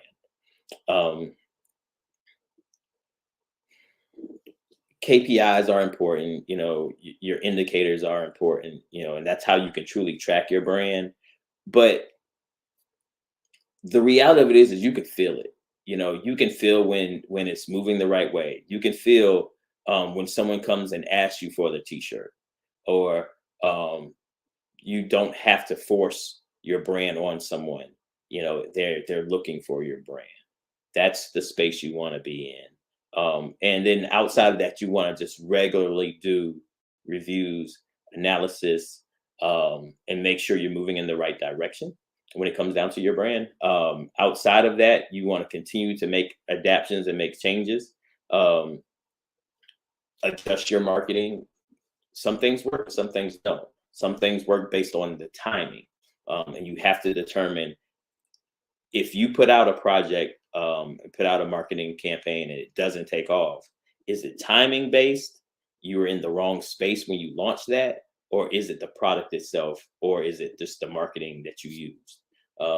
Be willing to make the adjustments, be willing to make the changes. Don't hesitate on the adjustments, because the faster you adjust, the faster you can fix it. Just and build solid brands, everyone. There is so much space with the growth of artificial intelligence. There's so many roles that are going to be gone in the next 10, 20 years that are going to be completely computer automated. So now is the time. If you have in your mind that you want to start a project, you want to start a company, you want to offer a service, you want to, whatever it is. And I am a proponent of all Black business. I don't care if your business is house cleaning, to lawn service, to graphic design and web building, to comms, whatever it is, start it. Start now. Like you actually should have started yesterday. You should have started hearing this. But start now. Start now. Contact me. Contact the Black Business Network. We're here to help. We're here to help you grow. We want you to be excellent at what you do. So ask for help. I think that's one of the biggest elements when it comes down to brand that we won't do. I don't get it. Why not ask somebody for assistance? Most people are here to help you. Yes, there are times when people are too busy. There's times where people have so much going on in their lives that they can't. But be willing to assist someone first, but then also be willing to ask for the help that you need too. It's key. So let me run back through kind of what we talked about here. So when it comes down to building your brand, first you want to define your core values, your mission statement, and your vision. These are elements that you need to know. So when you have an elevator conversation, not necessarily on an elevator, but you have someone's, 2 minutes of someone's time to explain what you do, you want to know these elements. Okay. Target your audience. So work on your marketing, work on your audience persona, know who your target is, and then determine where is the best space to reach them. Third, your brand personality and voice. Determine your brand voice. Determine the tone of voice for your company. And understand that there's space where you have to take your personal tone out of the business. Visual elements are next. We talked about, I'm huge on visuals again. So make sure your logo is amazing. Make sure your logo stands for and tells what you do, and work on your byline, work on what your company does, build your color schemes out, understand the font selections that you use. Key. Those are key to your brand as a whole. Your storytelling. You want to make sure you take the time to narrate your brand.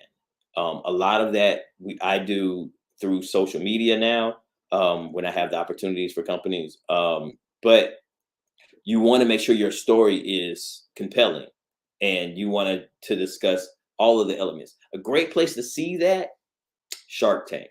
If you watch the story of the invention that they're presenting, that will give you an insight to what the storytelling should look like. And placing that on your social, placing that on your website is key, because people are interested. People love supporting something that's being built from the ground up, or something that makes sense, because a lot of people want to do what you're planning to do. Let's see. Then we talked marketing and promotion. I think those two are key, of course. You have to figure out your marketing channels, and where you want to put your revenue into, and please understand that, yes, there are a lot of free channels, a lot of free stuff you can do, but there's a lot that takes money. So you have to be able and willing to reinvest your revenue back into the growth of your company, and that's through your marketing, your promotion. I am, again, a huge fan of making your, and I don't want to use, I want to change the term making. Building your brand to where your employees desire to wear your brand. You want your employees to walk around and show your brand and have someone ask about it. That's key.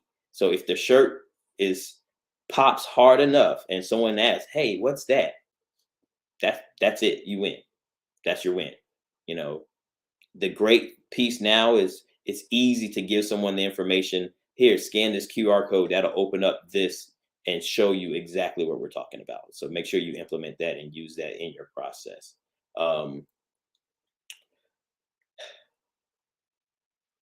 Let's see. We talked customer engagement, right? Discuss that. feedback. You want to make sure you adapt your feedback specifically for each customer if you have an issue.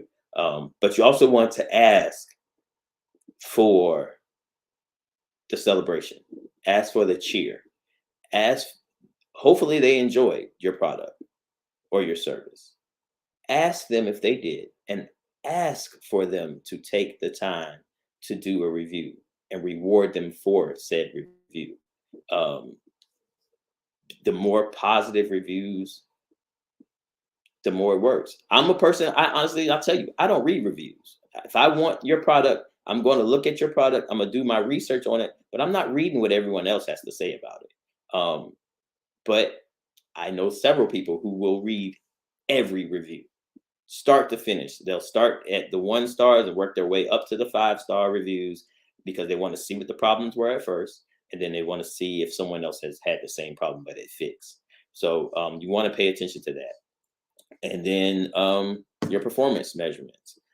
Just make sure that you stay on top of your brand and the evolution of your brand. You want to make sure that you continue to grow and you don't just become stagnant and happy with where you were, because it changes. And in a heartbeat, someone can come with something similar, or someone can come with a competition piece and beat you and take your client base. You want to make sure you hold on to your market share.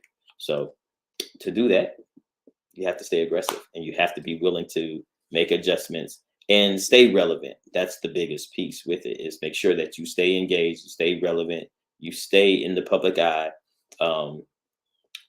and give some of what you do to help someone else expand their space. It's what I try my best to do. So if you need me, I'm not hard to find. You can definitely find me here.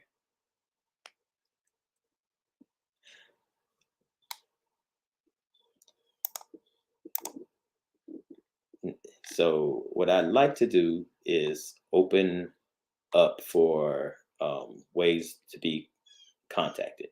The easiest space is email. It's rcheeseborough@gmail.com. Yes, I use Gmail still. I'm a very big Gmail fan. rcheeseborough@gmail.com. My company is Crescendo International. Our website is forcrescendo.com. You can contact me there as well. If you have any questions, any problems, any issues, especially when it comes to brand, hit me up. I'll be happy to help.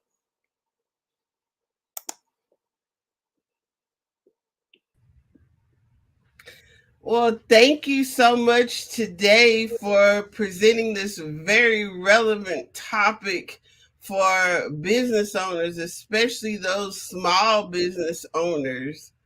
Branding and marketing and social media is the key to letting the world know who you are and what you do on a shoestring budget, correct? Absolutely. Because you want your budget to grow, and we get it. There are people who are willing to help you on the bottom end of your budget. They just want you to look back and pull them with you when you take off. And that's what a lot of us tend to do. I definitely fall in that space. I will help anyone if I believe in your product. You just have to sell me to believe in your product. That's all. Well, again, thank you. And tell us where we can find you again. Absolutely. So my website, my company is Crescendo International. You can find us at 4, crescendo.com. You can reach me via email at rcheeseborough@gmail.com. I tend to get the questions why I use Gmail. It's because Crescendo is actually a ghost firm.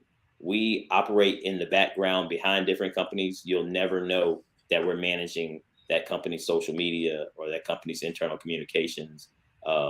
It's not for you to know about Crescendo doing it. It's for us to make sure we transfer the word that the company's trying to reach out to their population. Well, genius is common, and I'll see you on the other side. All right. Every dollar counts. So we want to remind you to donate to the scholarship fund. We want to thank our Black Business Expo USA sponsors for November 2023.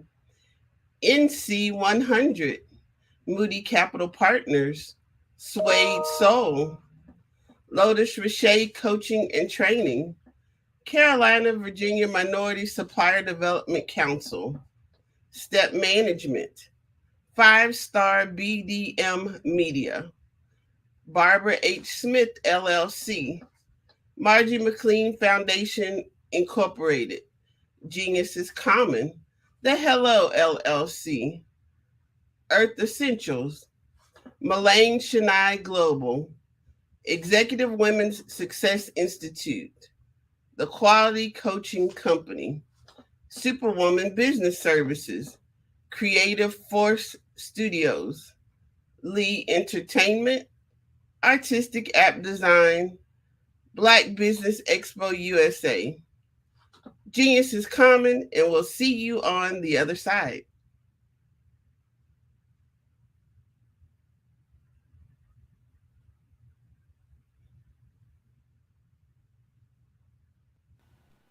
Hello, my name is Kiasi Helm and I'm 14 years old. I think my genius would probably have to be setting goals and achieving them. I say this because ever since I was young, I always wanted to be an author, and at age 11 I ended up achieving this. But not only did I end up becoming an author, I ended up becoming a public speaker, a publisher, a business owner, all these great things. The name of my business is Written by Kids Publishing Company. I decided to start this company because I thought it was important for me to help kids my age express themselves through literacy and just achieve their own goals. Because to me, achieving goals is the best thing in the world to feel.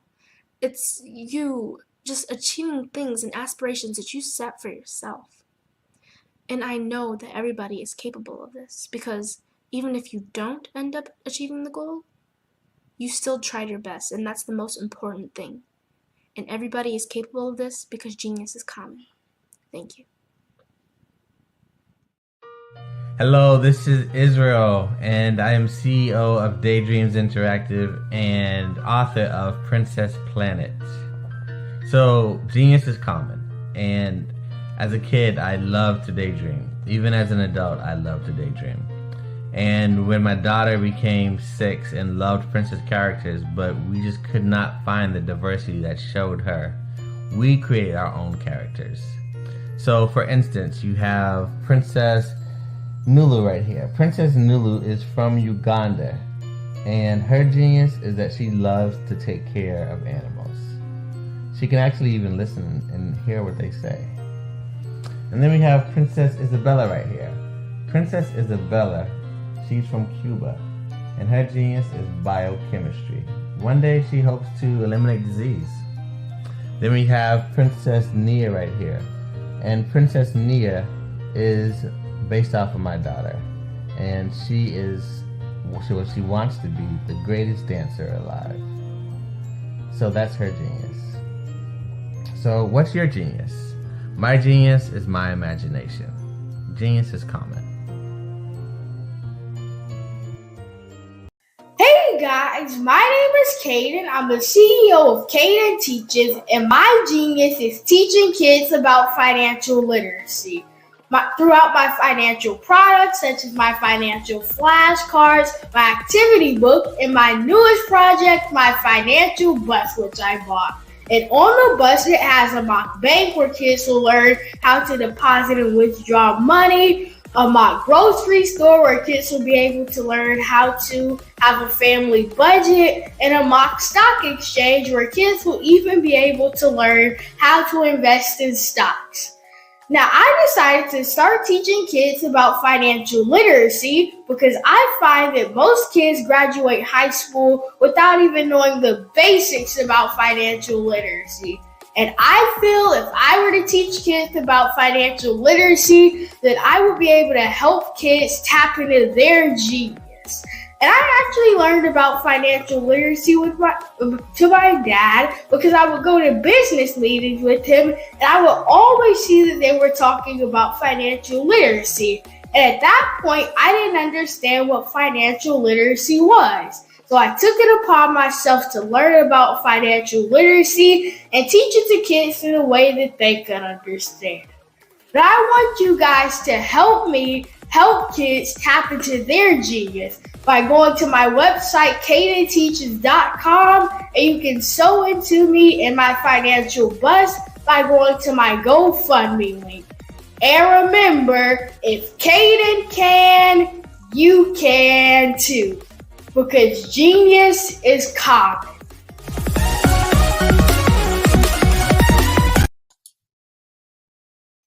Hi, I'm Barbara Smith. Genius is common. My genius is executive coaching and professional corporate training.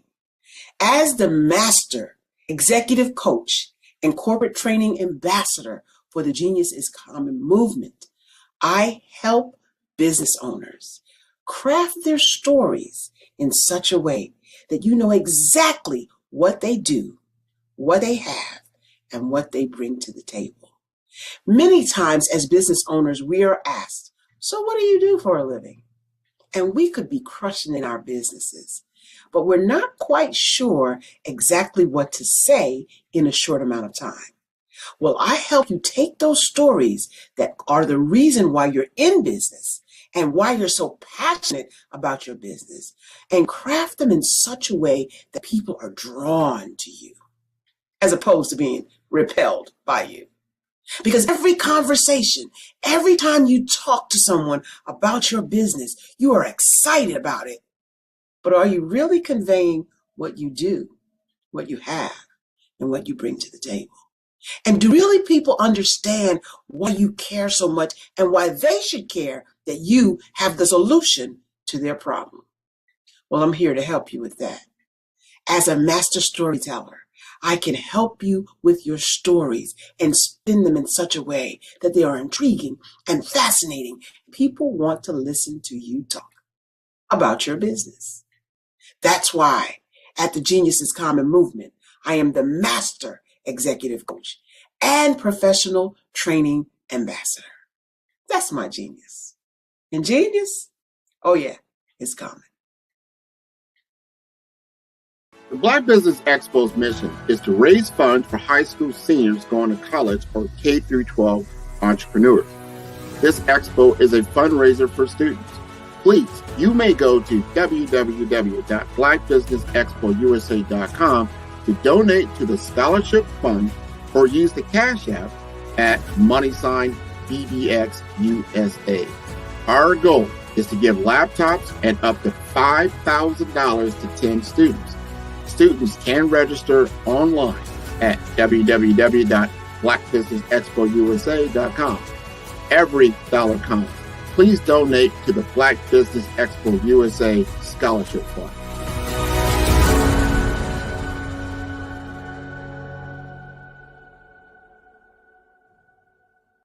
Follow the Brand TV broadcast host, Grant McGaugh, as he visits with top executives and entrepreneurs to find out their secrets of success with their personal brand. Follow the Brand TV broadcast host as he focuses on brand development to build better relationships, bring value to your business, relationships, and career. You will enjoy listening to each episode that is tailored to speak to you directly. If you're looking for this type of clarity in terms of building your brand, you have tuned into the right station.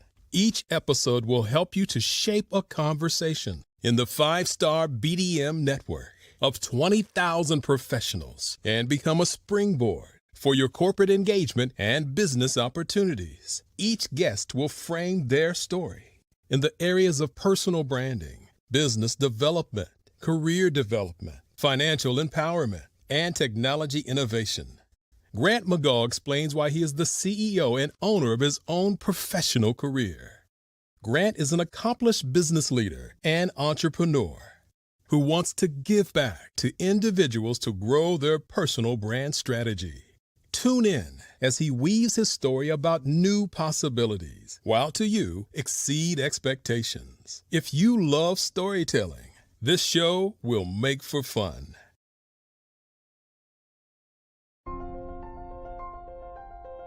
What if you could build your own city? A place where every child can find nurturing people to help them achieve their full potential. A place where every adult can access job training support, where health education is abundant, where social justice ruled the land.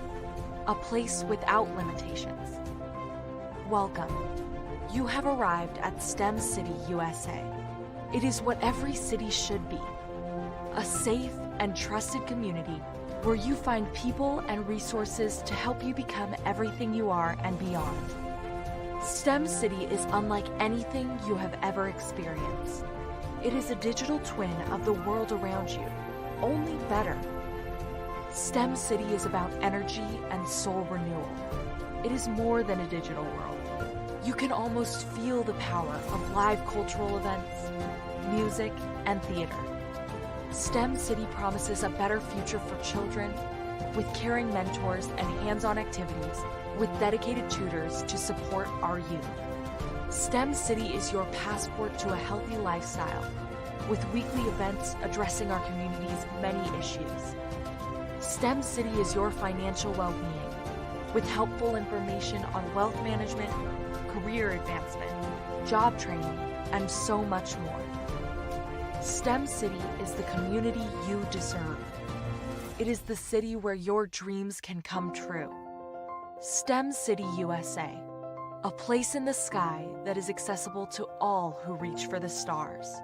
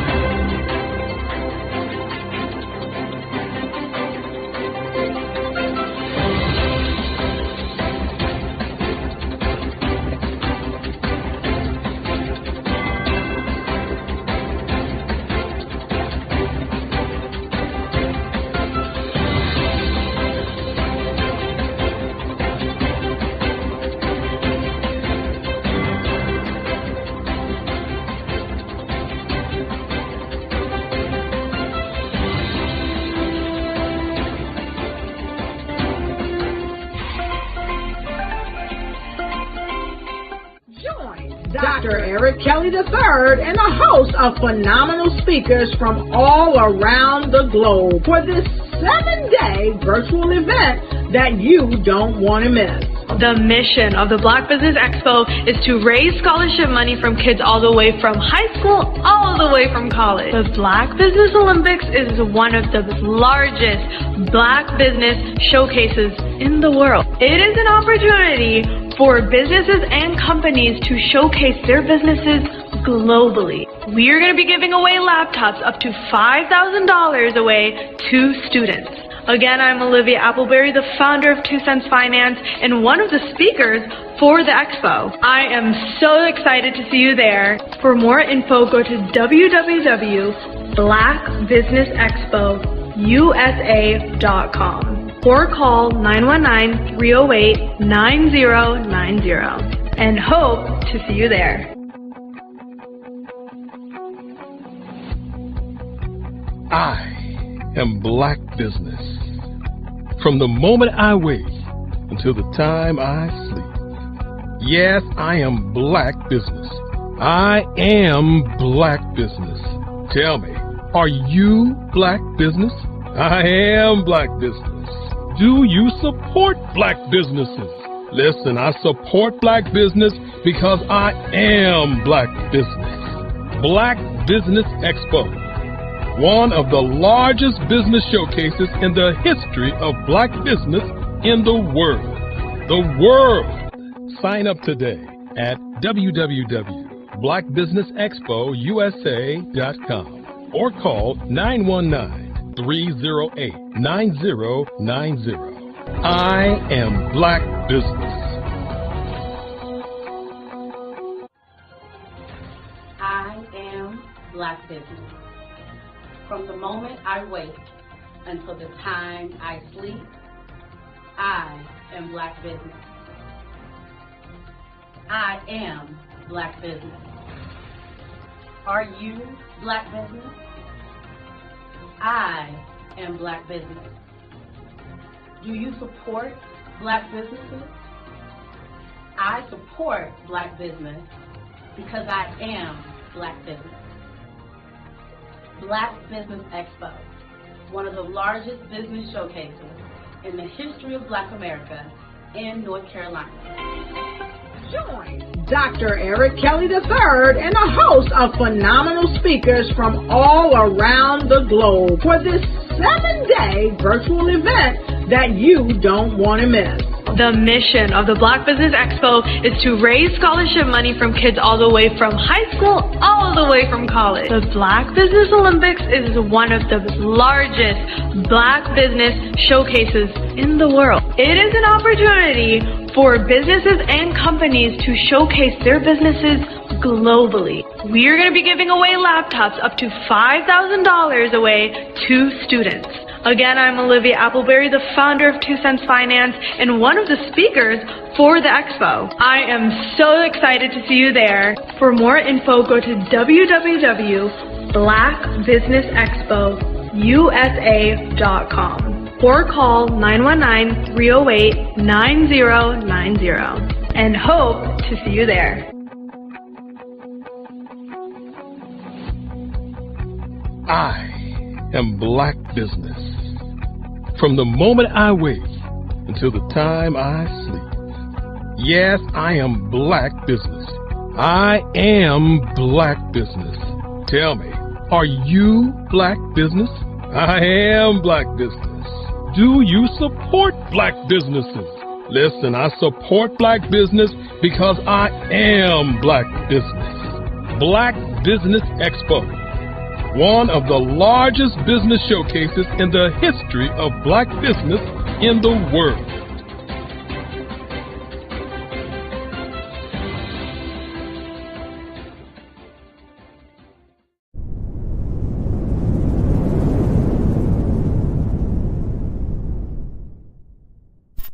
I'd like you to imagine with me, if you will, opening an app where you can collaborate with like-minded individuals from around the world, get inspiration and in-app tools to launch and grow your business, as well as share your knowledge and earn compensation, all in one app. Well, the name of that app is Truso, short for Truly Social. Hi, I'm Matthew Newman, the founder and CEO of Truso. A new concept in social media, Truso is designed from the ground up to be a platform that's both social and empowering for all its users. How exactly do we do that? I'm glad you asked. First, Truso brings the world together via video. Psychologists assert that video provides a significantly more effective connection than audio only. When you enter a community on Truso, you're face to face. Second, on Truso, you don't have to have 1 million followers to monetize. Our business model allows all hosts and moderators to monetize, no matter the size of your following, by 1, producing fee-based content, and 2, inviting others to join the platform as subscribers.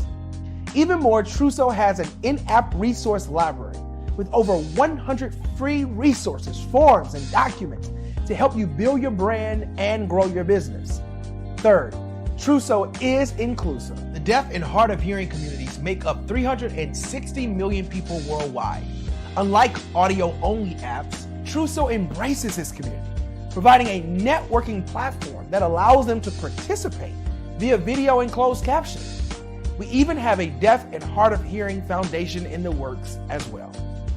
Fourth, Truso is both social and safe. We refer to Truso as a virtual extension of the beauty shop, barbershop, and brainchild of the community. A place where there's laughter, along with wisdom, growth-oriented conversation, and genuine connections in a safe space. Truso even has proprietary security to ensure we maintain a safe environment for everyone. Where are we at now? Truso is live, y'all. We've launched in beta and we're acquiring users daily. We have an incredible development and marketing team, plus amazing celebrity influencers at the table, helping us spread the word around the globe. beginning within the African diaspora and beyond by creating a safe space for growth, connection, and collaboration. We're truly excited about Truso. We've created something special for which there is a global market. And we invite you to embark on this journey with us as a shareholder. The future for Truso is truly bright. Join us and let's go there together.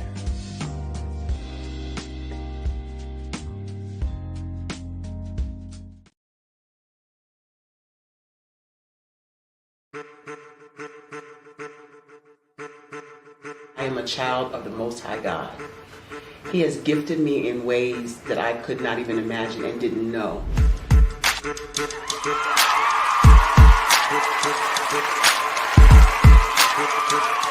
There was a time when I didn't know who I was.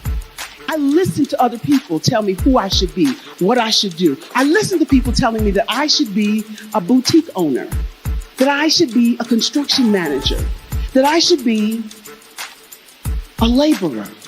Have you ever felt like you should do something else, be something else, go somewhere else, be wherever you wanted to be, and you felt like you were in a box? Anybody in the room? And you couldn't get out? Anybody in the room? And you kept trying to go and go and you couldn't get out? Anybody in the room? But let me tell you, you need to rock the box. Rock the box.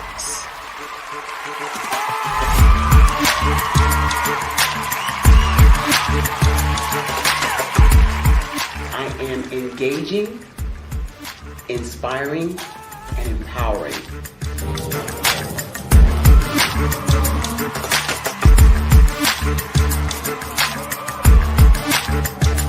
I would give you everything I know. Just by touching you, if I could, by osmosis, give you every single thing I've learned, I've gone through, I know I would. We know that's not possible, but as it is possible, I love to share information with people. Some of you out there, people have told you that you can't be, you can't have, you can't do. But I will tell you, like Kingston said, you can, you must, and you will. If it's to be, it's going to be me. You got to say it.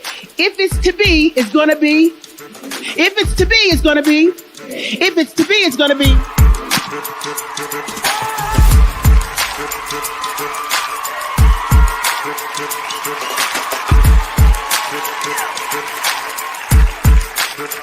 Barbara is because she believed what her mama said about her and not what other people told her. Every day you wake up, when you're in a situation, it's your choice whether it's an advantage or the disadvantage. She gained her confidence and her life, and now she is a testimony. If I can help you elevate yourself, then I feel like I'm elevating my own self as well. What you know and I know together can change the world.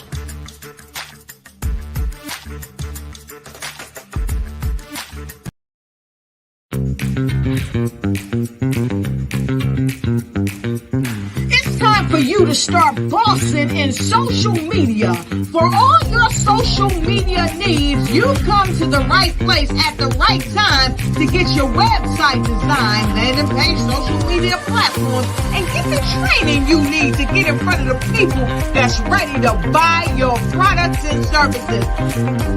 Let me train you with StreamYard, Zoom, Clubhouse, and much more. And let me help you get your virtual professionals, not assistants, because assistants can only assist you, but the virtual professionals can give you that professional flavor that you need to expand your reach and increase your revenue. Jump on in and get in where you fit in and start boxing today.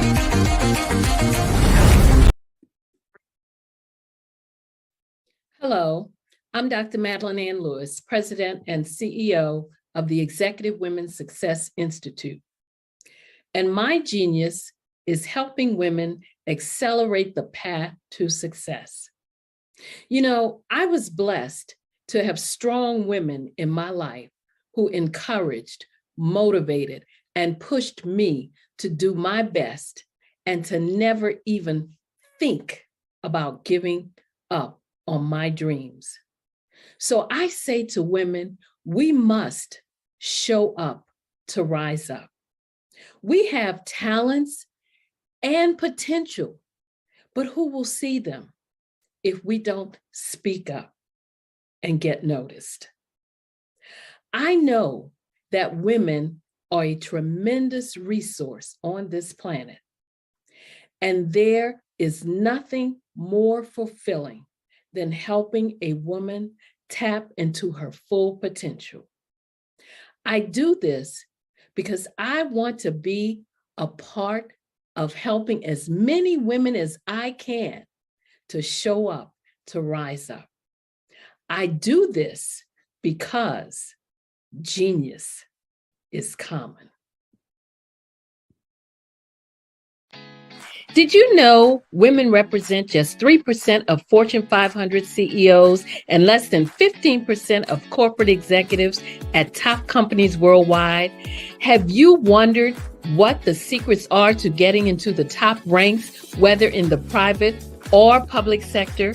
Do you want to figure out how to stop being held back in your career or passed over for promotion? Then you're in the right place. Hi, I'm Dr. Madeline Ann Lewis, President and CEO of the Executive Women's Success Institute.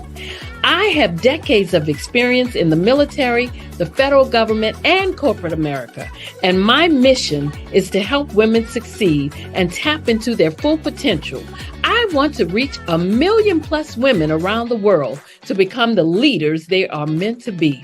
So if you want to move into a management or executive level position, or maybe you are a female veteran transitioning out of the military into business entrepreneurship, then reach out to the Executive Women's Success Institute at 301-693-3284. Let us get you on the fast track to success.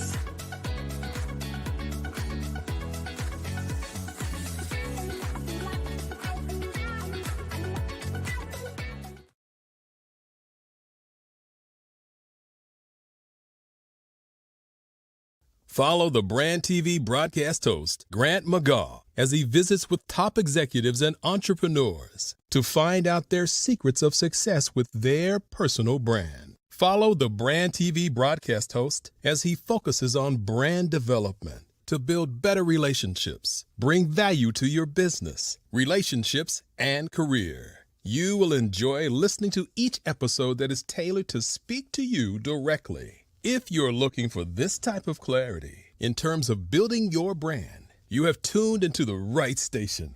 Each episode will help you to shape a conversation in the 5-star BDM network of 20,000 professionals and become a springboard for your corporate engagement and business opportunities. Each guest will frame their story in the areas of personal branding, business development, career development, financial empowerment, and technology innovation. Grant McGaugh explains why he is the CEO and owner of his own professional career. Grant is an accomplished business leader and entrepreneur who wants to give back to individuals to grow their personal brand strategy. Tune in as he weaves his story about new possibilities, while to you exceed expectations. If you love storytelling, this show will make for fun.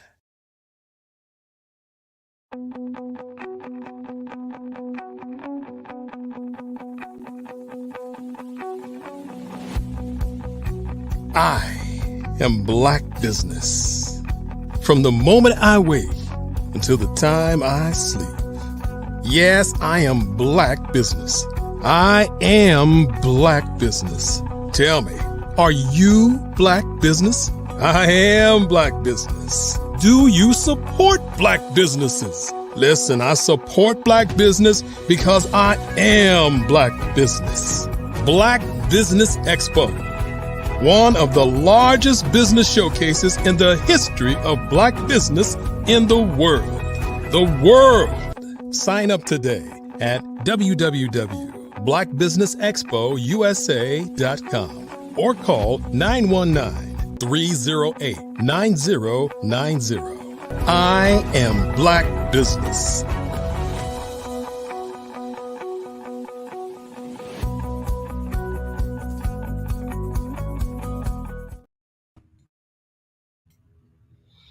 Good morning, business owners, entrepreneurs, thought leaders, and corporations. Welcome to the Black Business Network. My name is Crystal Gomez. I am your business moderator for this morning on the Black Business Network. The Black Business Network is a 24-hour business network showcasing Black businesses, business owners, entrepreneurs, and thought leaders worldwide. We have speakers from North Carolina, London, Singapore, Africa, Japan, and cities all over the United States. The Black Business Network is a global community sharing its business knowledge to empower, inspire, and educate businesses about business. Our next speaker is Tandra Price. Dr. Tandra Price is a seasoned professional with over 20 years of experience, based in Oklahoma City, Oklahoma. Her passion lies in the transformative power of networking, where meaningful connections can lead to incredible opportunities. Tandra recognized the need for guidance in navigating networking events after attending numerous gatherings that fell short of expectations.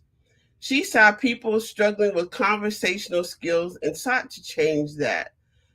Through her strategic approach to network development, Tandra empowers entrepreneurs to win. Drawing from her extensive experience, Tandra has trained hundreds of entrepreneurs, equipping them with the skills to build relationships, create opportunities, and generate residual income through networking. She has worked alongside influential leaders in network marketing industries, continuously expanding her expertise. Tandra's commitment to fostering global success led her to create a platform that inspires, empowers, encourages, and educates entrepreneurs to achieve their goals.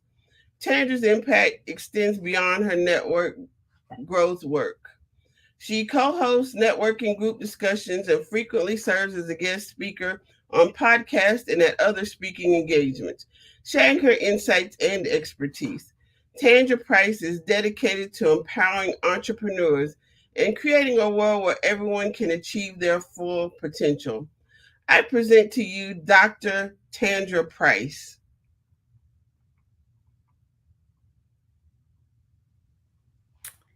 Hello. Thank you so much for that amazing introduction. You're welcome. It's my pleasure.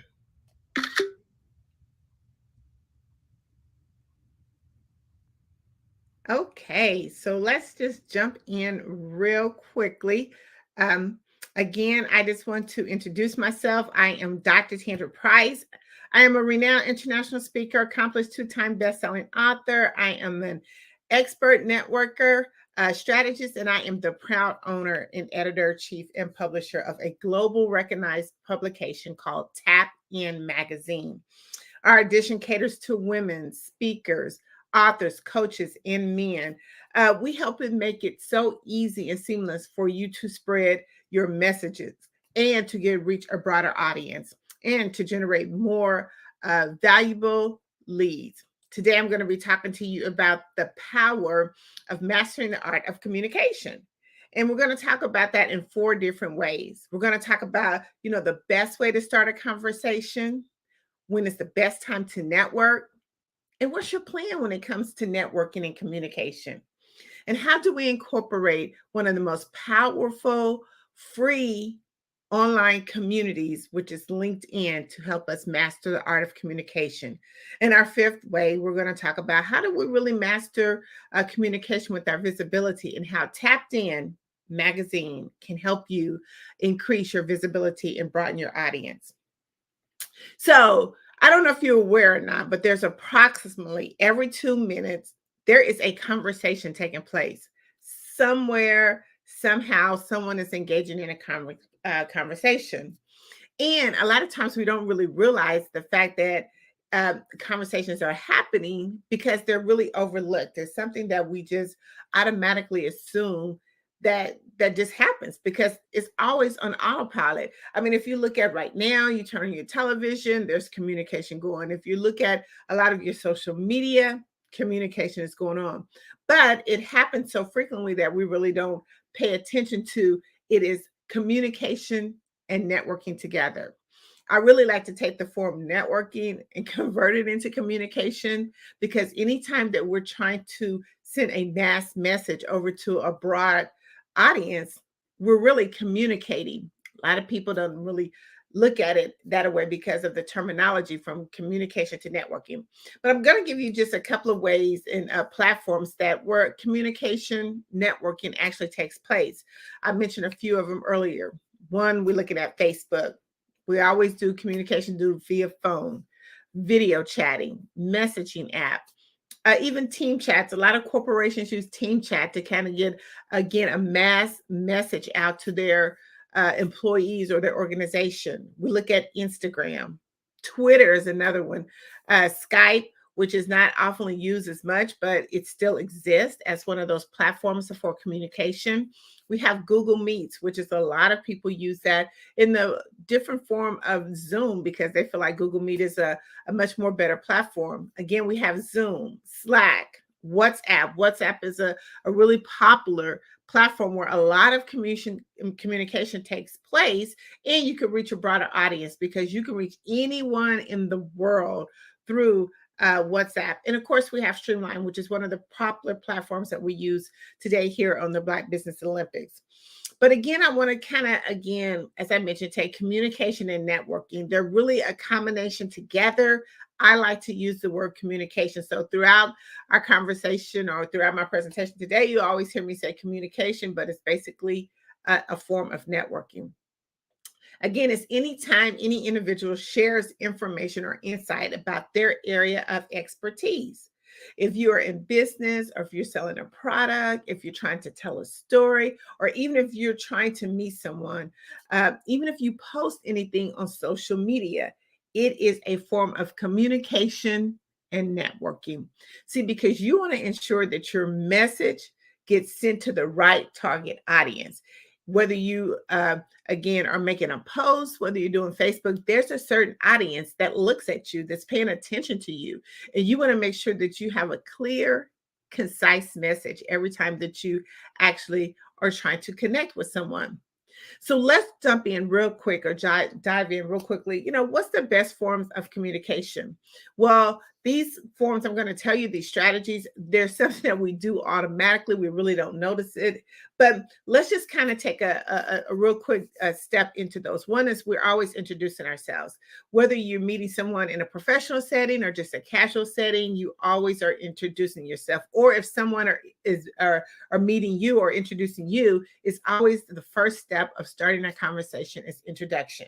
If you're in a business setting, we always normally do that firm handshake just to give them that understanding that, you know, it's more of a business environment. A lot of times when we're introducing ourselves just on social, you know, it's more of that laugh, comfort in our own zone. But the first thing we do is starting communication is introducing ourselves. The second way, we always are asking questions. It's a way of kind of keeping the conversation engaged, keeping it going. A lot of people want immediate response. So normally when you ask the question, you're looking for that response. And when you get that response, then it kind of just reciprocates into a conversation going back and forth. Another way, which is the third way, is always asking advice or opinion. People love to ask for help. They like for you to ask for their help or their advice or their opinion on, you know, different specific matters. The fourth way is compliment, which is, I feel like it's my favorite way to go into any kind of conversation. It's just doing a compliment. You can compliment someone on their shoes, their clothes, their hair, and it gets that conversation going. It is the easiest way. The fifth way is making an observation, making observations. You know, let's pay attention to our surroundings, because when you're actually in a conversation, you can always pick different clues depending on where you're at. If you're in a social, professional, or just even at the gas station, you know, you can pick on a certain environment to start talking to someone and generating a conversation. The sixth way is humor. Everyone loves a good laugh. So you cannot help but start a conversation by breaking the ice. I look at humor as an icebreaker when it comes to conversation, because everyone is willing to get that inside laugh joke. And it just helps bring the tension down into the conversation. Storytelling is the best way to get to know who your prospects are, because they love to tell a story about a certain experience that they've done, or something they've done in their job or their corporate business. Storytelling is always a way of you defining if you can be of assistance to the person who you're actually talking to, or if you could be the best referral for them.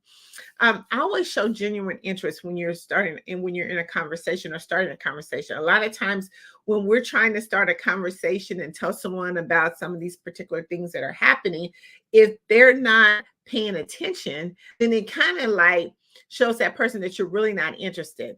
And anytime that you want to have a conversation, they always say, make sure you have that eye contact. Make sure that you're looking directly into the person's face so they'll know that you're paying attention. And whether you're nodding your head or something that gives them that you are part of the conversation. And share your experience. You know, a lot of times if you have been attending an event, share your experience that you've been at that event, or share an experience of something that is a commonality relationship. And always the best way is on current topics. Like a lot of times I always talk about, let's make sure that we're increasing our personal development. So stay abreast of current topics, especially in your expertise, in your industry.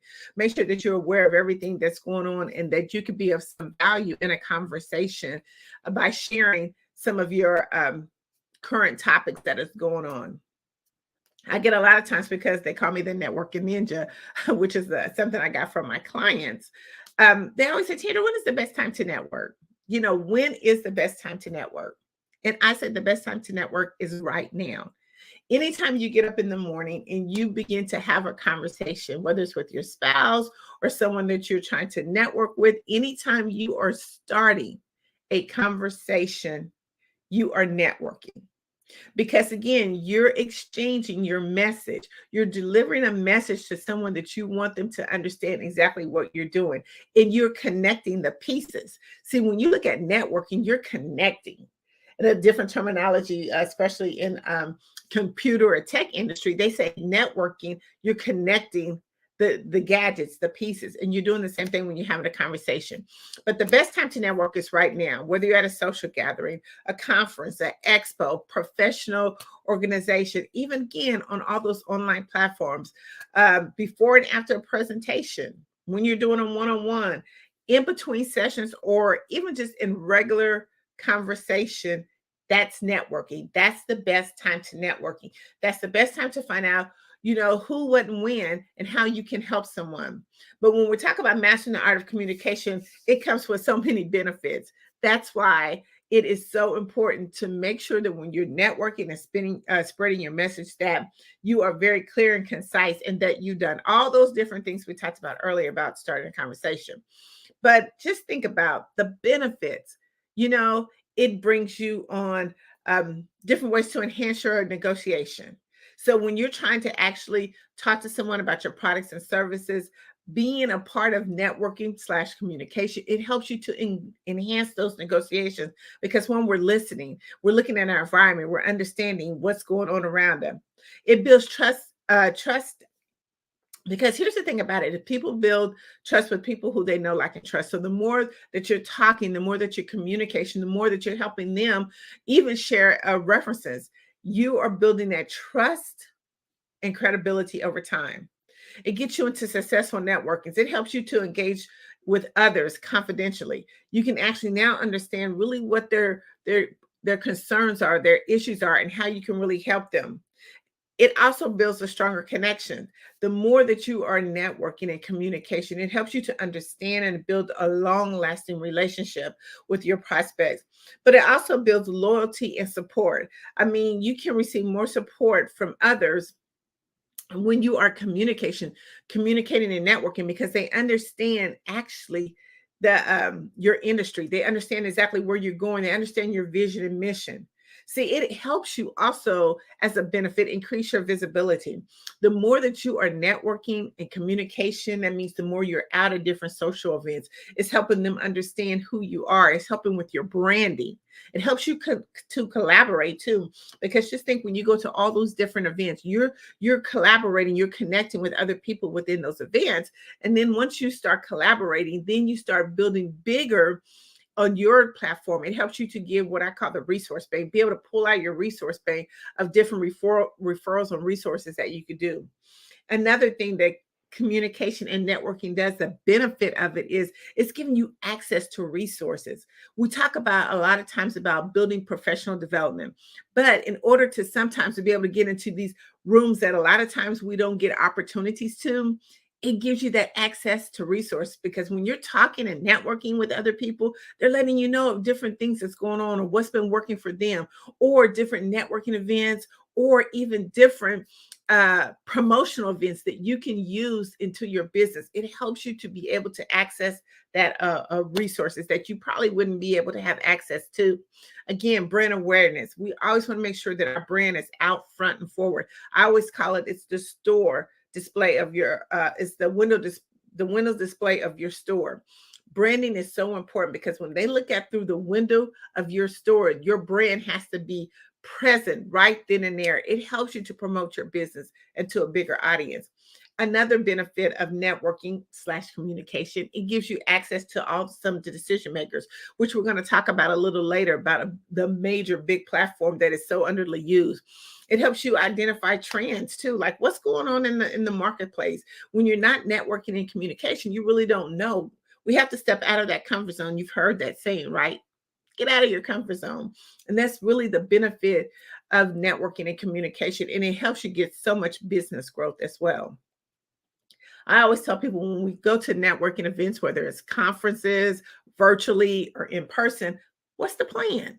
See, we have to have a plan when it comes to networking. What are we doing? What's our objective when we go? I'm going to go over these real quickly for you. One, you got to set a goal. Anytime you go in networking or you're trying to give that mass message out, what is the main goal? What do you want to achieve by getting your message out? A lot of times we don't look at that. We just have a message and we're trying to get it out. But what's your overall goal? What do you want to happen when somebody actually hears your message?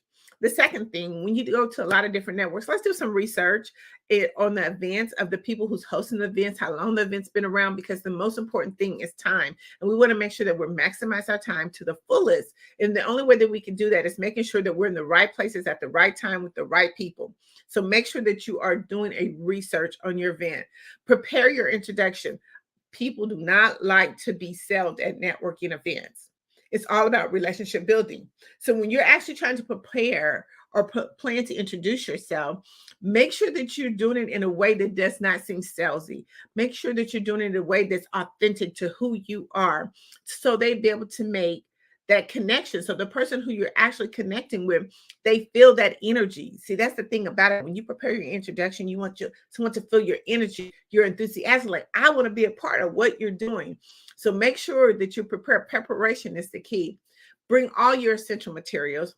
Make sure that you have your cell phone charged. If it's your iPad, whatever it is, make sure that you have the essential tools that you need, because it's nothing worse than going to an event and you're not properly prepared. Making sure that your phone goes down, or that all your social media contacts, everything. That's the next thing. Let's make sure that all of our digital presence are updated.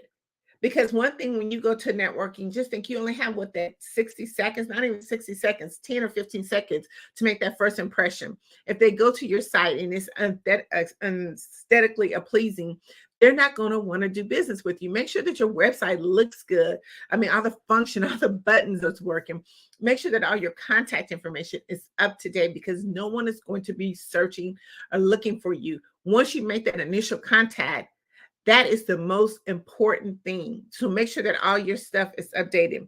And another thing, when you're actually doing networking, make sure that you're active listening, because what happens is, if you're not actually listening or doing active listening, when you go back for that follow-up process, you can use some of those key methods or those key things that person said that's going to help you generate and connect even better. Make sure that you at least go to an event, no matter virtually, in person, that you're connecting with 5 people. Even if you go out and about on your daily plan, make sure that you connect with 5 people. There's nothing wrong with walking up to someone and connecting with them. If you're an introverted person, don't like to talk, guess what? We're your brand. Make your brand stand out. Wear bright colors. Just smile, because that will actually start the introduction. That will actually start a conversation. it will actually open up the doors for you to be able to make that fifth or that fourth connection for the day. Another thing, when you're talking about, connecting with at least 5 people, join Facebook groups. A lot of times these conferences, they have Facebook groups because they're trying to build a community. The best way when they're trying to build a community, they want you to feel good and welcome when they come into their event. And how they do that is through Facebook, because the people that join their Facebook group, it gives you an opportunity to go through the Facebook group and connect with 5 or 10 people. They do that a week to 2 weeks before their event, because they want you to already be able to connect with someone. Remember, when you're out here doing these events, the whole goal is for them to build communities, to build those resources, to give you access to things, to start communicating and talking, breaking the ice, so it doesn't feel awkward when you actually go to the event or if you see them virtually online. I always have a follow-up plan. Do not go to an event without having a follow-up plan, because you've wasted your time. You wasted the valuable time that you could be using to do something else to help be more productive within your business. I talk about 10 income producing activities that we should be doing before 10. And if you're going to a networking event and you've went that whole event, didn't get 5 contacts, didn't even, stop to even make a proper introduction, then you've wasted valuable time that you could have been using. And right now, time is of the essence. We want to make sure that we're maximizing our time. And one of the things that a lot of times people say when they go to networking events, oh, it didn't work for me. Okay, did you have a plan? Let Tapped In Magazine help you to develop that plan, so when you go to these events, that you're maximizing your time, you're getting the maximum benefit for every time that you go to these events. I talk a lot too about virtual events. A lot of times virtual and in person, they kind of work similar to same, but make sure that when you're at on a virtual event, make sure that your equipment is set up. Make sure that you're in a nice, comfortable setting. Make sure that your background is well lit up. The space is good. Make sure all the technical pieces, you can hear your voice, your speakers, any of that stuff. Make sure that, most importantly, that you're on camera. People do business with people who they can see. So make sure that you're on there, and make sure that you're taking notes. Another way of being active on a virtual is, raising your hand, making comments in the chat, connecting with those people that are in the chat. That's another way that you can get contacts, is talking with them, sharing your information. Make sure that you are maximizing your event to the max. Real quick, I always say there's 8 types of networkers, and I'm going to go over these networkers real quick. The first one is always the social butterfly. So when you walk into a networking room or even on a virtual setting, do a 360 panoramic view of the room. It doesn't hurt, because when you look at the room, all your networkers are going to be in different spots of the room. You have your social butterfly, the one that is the loudest, is attention grabber. They're loving the event and they want you to enjoy the event too. So they're going to be able to ones to kind of bring you along into their group, introduce you to some people that are at the event. Then you have number 2. I call them the expert or your business promoters. These people, they're not really thinking about, networking. They're only there to promote their business. They're going to be in a corner where you're going to see the people maybe crossing their hands, and they're just going to be eye focused on that person, because whatever they're saying is so interesting. They're just there to promote their business. Then you have those people that I call the third networker, is those inquisitive mind people, or fear of missing out type people. These are the type of networkers that attend events and gatherings just for the insight. They ask questions. They want to engage in the conversation. These are the people who are just got an inquisitive mind, like, oh, who came to this event? Oh, I saw such and such at this event. So they're looking around and they're asking questions. The 5th person is the buffet eaters. Okay, so I always say that the conversation doesn't start at the beginning of the buffet line; it starts at the end of the buffet line. These are just networkers who just come for the food, basically, just for casual outing. They're attending the event, they love the event, but because they've been in the buffet line, you can hear from coming down the line who's what company's doing what people are the who's that you need to connect with. The sixth type of networker is I call the walker connector. This is a type of networker that focus on just building relationships and connecting with people. They're proactively seeking out opportunities to introduce other individuals. They're looking to build their referral base, their database. So when their clients come to them, they're that one-stop shop. See, they're the people that, you know what, here's a referral, here's this type of person to meet with. It's like almost going into a networking event and you say, hey, I hate networking and I don't want to go by myself. Well, if you get connected with the walker connector, it's like you two are both working the room. Then you have the digital networkers. These are people that they're not going to do anything with you except on digital. If you're not on the digital space in some of those different platforms, they're not going to network with you. This is how they utilize these online platforms. They want to make sure that the best way for fast, effective networking is digital marketing. And so they're going to be that digital networker that's going to do everything on digital. So if you want to talk to them, make sure that your stuff is together, because they're going to be saying, okay, Instagram, Twitter, WhatsApp, TikTok, all of that stuff. That's how you're going to be able to better connect with them. And then I like the last one, which is our goal strategist. These people have a goal in mind. They're coming there for a certain reason. They're going to be able to maximize their time when they get there. See, they're not playing around. They're on a mission. They're on a goal. They're trying to make sure that when I talked about going to a networking event and you make sure that you're maximizing their time, they're going to get the 5 people. They're not going to just be leaving business cards. See, one of the things that we have so handy dandy to us in our phone is, we have that QR code that you can scan to get your information right off the bat. So that's why you want to make sure that you have all your information together. But they're on a goal because, see, they're trying to build their business and they know exactly who they want to talk to, where they want to talk to, because they've done the research on who the people are in the network. They've looked at the Facebook group. So these people, these networkers, they have a strategic goal that they're looking for. So you can't mess with them. So you got to think about, when you go to a networking event, what type of networker are you and where do you want to be at in the room to get the best value, maximize your time? I want to talk about, our fourth one of how to master the art of communication is, how does LinkedIn help you with communication? I don't know if you realize, but LinkedIn has over 810 million users. Over 810 million users. Did I mention it was a free platform? It is a free platform. This platform is so underused because we think a lot of the other social media platforms, but this platform, I love it because this is where your decision makers are. This is where people who are actually looking to do business with you.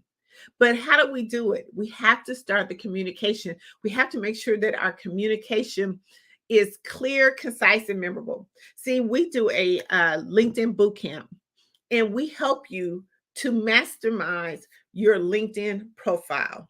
But we take it a step further because we go through a whole 6 weeks worth of intense communication on your LinkedIn profile, and you'll be amazed of what your LinkedIn account can do for you, free or if you have the paid version. But the very first thing is I talked earlier about is that your business is your storefront. It's like your window display. So when they open up the door of your business, you want to make sure that you have everything intact. And that's how LinkedIn can help you. So let's dive into some real quick ways of how do I really mastermize this. And again, we'll be talking about this in our 6-week LinkedIn bootcamp, but we also do a weekly, how do I leverage and maximize my LinkedIn profile? And I'll give you both of those links if you're interested in wanting to use this over 810 million user platform. But the very first thing you need to have, just make sure that you have a professional picture. A lot of times we look at our profile pictures and they need to be very clear and crisp. Make sure your profile picture is inviting. See, a lot of times we get into those studios and we make those very, poses and we make them look sharp, but are they appealing? Are they friendly? Do they make it seem like, hey, you can come talk to me? Like, I'm open. The next thing you want to do is make sure that you have a headline. It is so important that your headline is your branding. So if your headline is not not displaying exactly what you do, it's going to be hard for when someone is searching for you to really understand what is it that you do. We're not using stock image. Use what is actually connected to your business. The next thing we want to talk about is highlights in our platform or in our profile. And we talk about this in how do I leverage my LinkedIn platform or my LinkedIn profile in 90 minutes. We talk about all these different things, but one of the things is you got to do some highlights and videos. Most people are now looking at videos. They're so engaged in videos more than they are print or more than they are writing. You have to make sure that another way to get your message out is do some videos, do some reels. It's the most effective post. You'll get so many more impressions on it. Your summary, make sure that you're highlighting your strengths and provide a glimpse of your professional journey. A glimpse. You don't have that many words, but just provide a glimpse. Experience, make sure that you're detailing your work experience. Focus, especially if we're entrepreneurs, focus on your accomplishments and some results that you have done for your clients. A lot of times they look at that, what I mean, like, what really have you done? How can you benefit my client or how can you benefit my business? Let's talk about our skills. List all the skills that are relevant to your expertise. Endorsements. Make sure that you look at people who are doing your endorsements, that they are actually looking at what you have done. They're endorsing on your skills, whether you're good in networking, communication. When they actually endorse you and how many people endorse you, it makes a difference. It takes you almost up to the feed. We talk about, the algorithms and a lot of the different social media platforms. LinkedIn has that algorithm too, but how you're really landed on a lot of those pages is depending on what you've put into your profile. Education, include any of your educational background, highlights, degrees, anything that you've done that could be of help of other people. Make sure certifications. A lot of times we miss out on that part of our profile, is that we don't really list any certifications that we have, big or small there, and you got a certification or a license for, make sure that you showcase it. Recommendations, seek out recommendations. Ask people if you have a following to, give you a recommendation so you can add that to your LinkedIn profile. Volunteer. A lot of times people want to see what other causes that you are a part of. I mean, what else do you do? I mean, what is your passion about? How do you serve? How do you give back? And that's kind of really where the volunteer and experience shows. Media attachment. Make sure that you're putting your media information on there, because a lot of times, we want to see what you've done. Like if you've been in publications, magazines, like Tapped In magazine, but magazines, newsletters, articles, how many people have, wanted to have you showcase into their platform? What about conferences, things of that nature, anthology books? Put any type of media contact information there, and then make sure that you're actually engage with your network. Make sure that you're actually participating, maybe like in LinkedIn groups and things of that nature. Put how they can connect with you. Show how you communicate, because see, our SEOs, our search engine optimization, helps it so much when it comes to people trying to find us. But see, once we can master that profile, because see, that's the start of the communication. And here's the crazy thing about it is when we think about that, we kind of look at just skimming on that. That's why it's not really utilized, because you feel like, okay, I can go to Facebook, I can go to Instagram. Okay, you have to look at and take some of these same things over to those different platforms, because if your client or your ideal client hangs out in those areas, then you want to make sure that, hey, this is about me. This is how you can connect with me. This is why you want to, join my programs, join my classes, my workshops. They have to have a reason. And the better you make it, the more people that you're going to get. The LinkedIn process is because, see, you have their email. You have so much access to them. You have their email. You have their direct connect.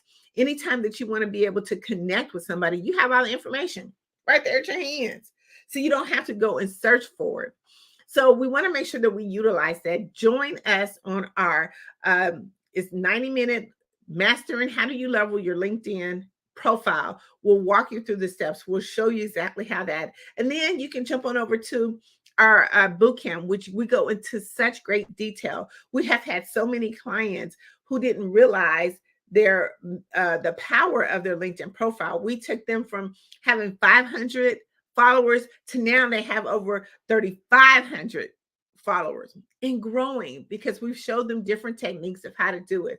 We host this workshop on Wednesdays. So if you listen, if you want to be able to take advantage of a free platform, join us on our LinkedIn boot camp and our mastering your LinkedIn profile. I want to just talk about a little bit about Tapped In Magazine and how that, intertwines with what you do.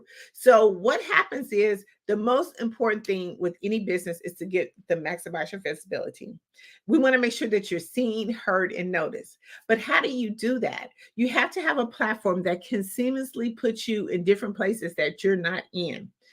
Statistically, any entrepreneur should be in a publication at least 12 to 13 times a year. Now, and the reason why that is because you are always actively doing something with your business. Your business is growing. See, your business ain't the same as it was yesterday. See, it's new today. But you want to make sure that people understand that. You want to make sure that when people click on your information, that they know who you are. I always like to use like the Walmart or the Target ad. I can tell you right now, even since Black Friday, I have had so many text messages about different special offers. So anytime I open up my phone or looked at my Facebook, boom, it's right there. And see, that's how you want to be as well. You want them to be able to see whenever they click on your link. See, because once they click on your link, you got them. But when you get them, you got to keep getting them. You got to keep talking about your programs. You got to keep showing up in their feeds, on their text messages. You have to keep showing up in different spaces that people don't even realize that you do. Even like now, the national television, we have to keep showing up. But we have to have a strategic way of making sure that we stay visible. See, with the Tapped In Magazine, we give you that strategic way to help stay in you getting credibility. We help you enhance your audience. We help you to enhance your business. We help you to grow. One of the things that we look at is we want to make sure that we give you the exposure that you need. We want to make sure that when we put your article into our publication, that it's a clear, concise message. What are we talking about today? What is going to get that readership to really want to go at the bottom and click on your link? See, Tapped In Magazine helps you with that. We help you filter through all the things that you need. It's not just a story. See, it becomes a statement. See, when you actually go into a client and you hand them a publication with your picture on the front, it's no longer a magazine. See, it becomes a statement. It becomes that conversation piece. It becomes you're mastering the art of communication, because see, not only are you getting that message to them, but see, that message is going broad. See, they'll look at it and they'll be like, wow. Okay.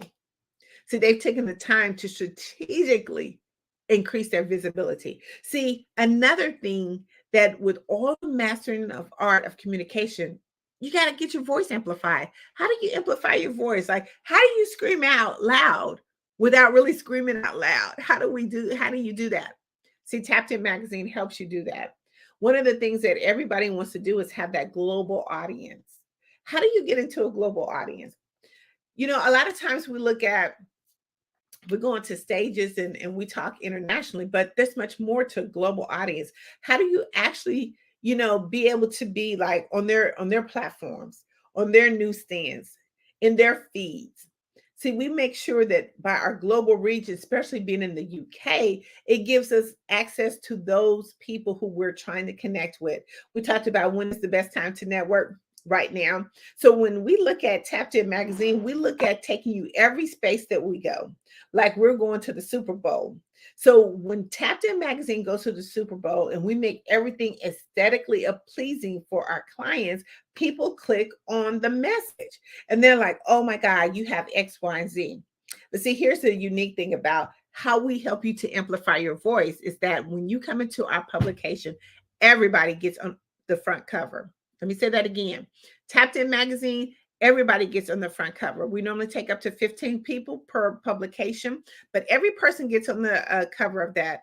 Let me tell you why that's so important. See, we wanted to be unique. We wanted to change the networking space. We wanted to make sure that everybody's voice get heard multiple times. And how do you do that? By being on the front cover. Because see, the more times that you're on the front cover of Tapped In Magazine, the more people from the other networks are going to be looking at you. So they're going to be looking at you. See, it's not just, okay, today I get this magazine and then I put it on the shelf. Tapped In Magazine is going to help you to amplify your voice and show you how to get that global audience, that global reach. How do you connect with other influential leaders that are inside of the publication? See, it's no longer a magazine. It's a statement. So go to tappedinmagazine.org.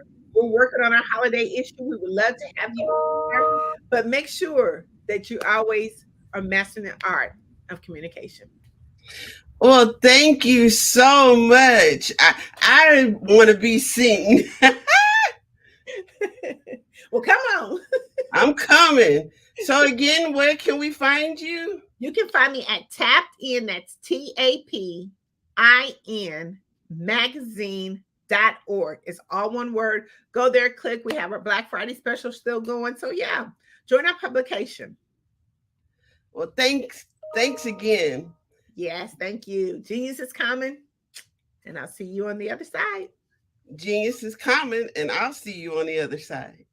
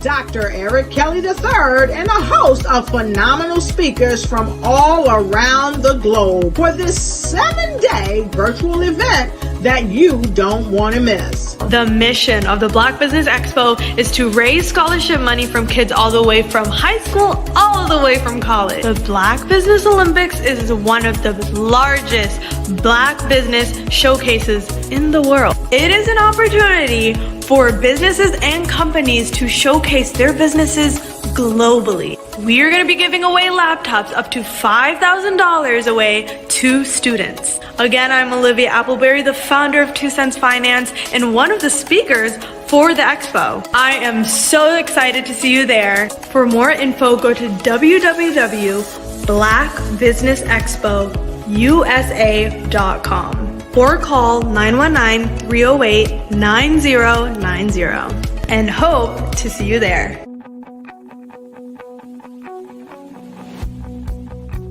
I am Black Business. From the moment I wake until the time I sleep. Yes, I am Black Business. I am Black Business. Tell me, are you Black Business? I am Black Business. Do you support Black businesses? Listen, I support Black business because I am Black Business. Black Business Expo, one of the largest business showcases in the history of Black business in the world. The world! Sign up today at www.blackbusinessexpousa.com or call 919-308-9090. I am Black Business. I am Black Business. From the moment I wake until the time I sleep, I am Black Business. I am Black Business. Are you Black Business? I am Black Business. Do you support Black businesses? I support Black business because I am Black business. Black Business Expo, one of the largest business showcases in the history of Black America in North Carolina. Sign up today at www.blackbusinessexpousa.com unforgettable.usa.com or call 919-380-9090. I am Black Business. I am Black Business. From the moment I wake until the time I sleep, I am Black Business. I am Black Business. Are you Black Business? I am Black Business. Do you support Black businesses? I support Black business because I am Black Business. Black Business Expo, one of the largest business showcases in the history of Black America in North Carolina. Sign up today at www.blackbusinessexpousa.com or call 919-380-9090. I am Black Business. I am Black Business.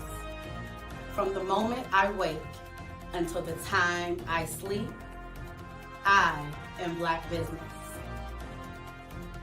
I am Black Business.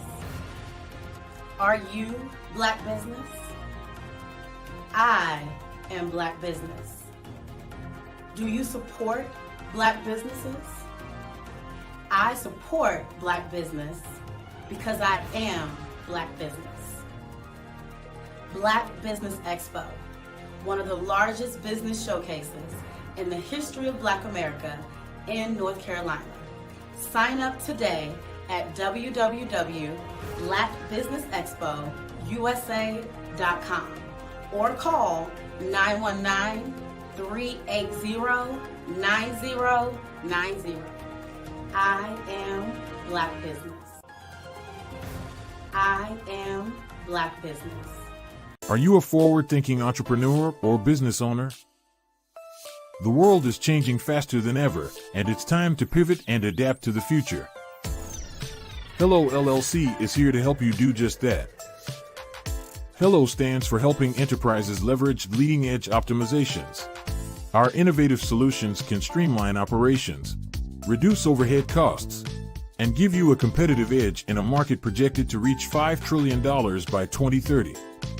By pivoting to the metaverse, businesses can tap into a rapidly growing market that is projected to be a significant part of daily life for 25% of Americans by 2026. As a full digital metaverse agency, the Hello LLC can help you create custom solutions to streamline operations, increase productivity, reduce costs, and drive brand recognition.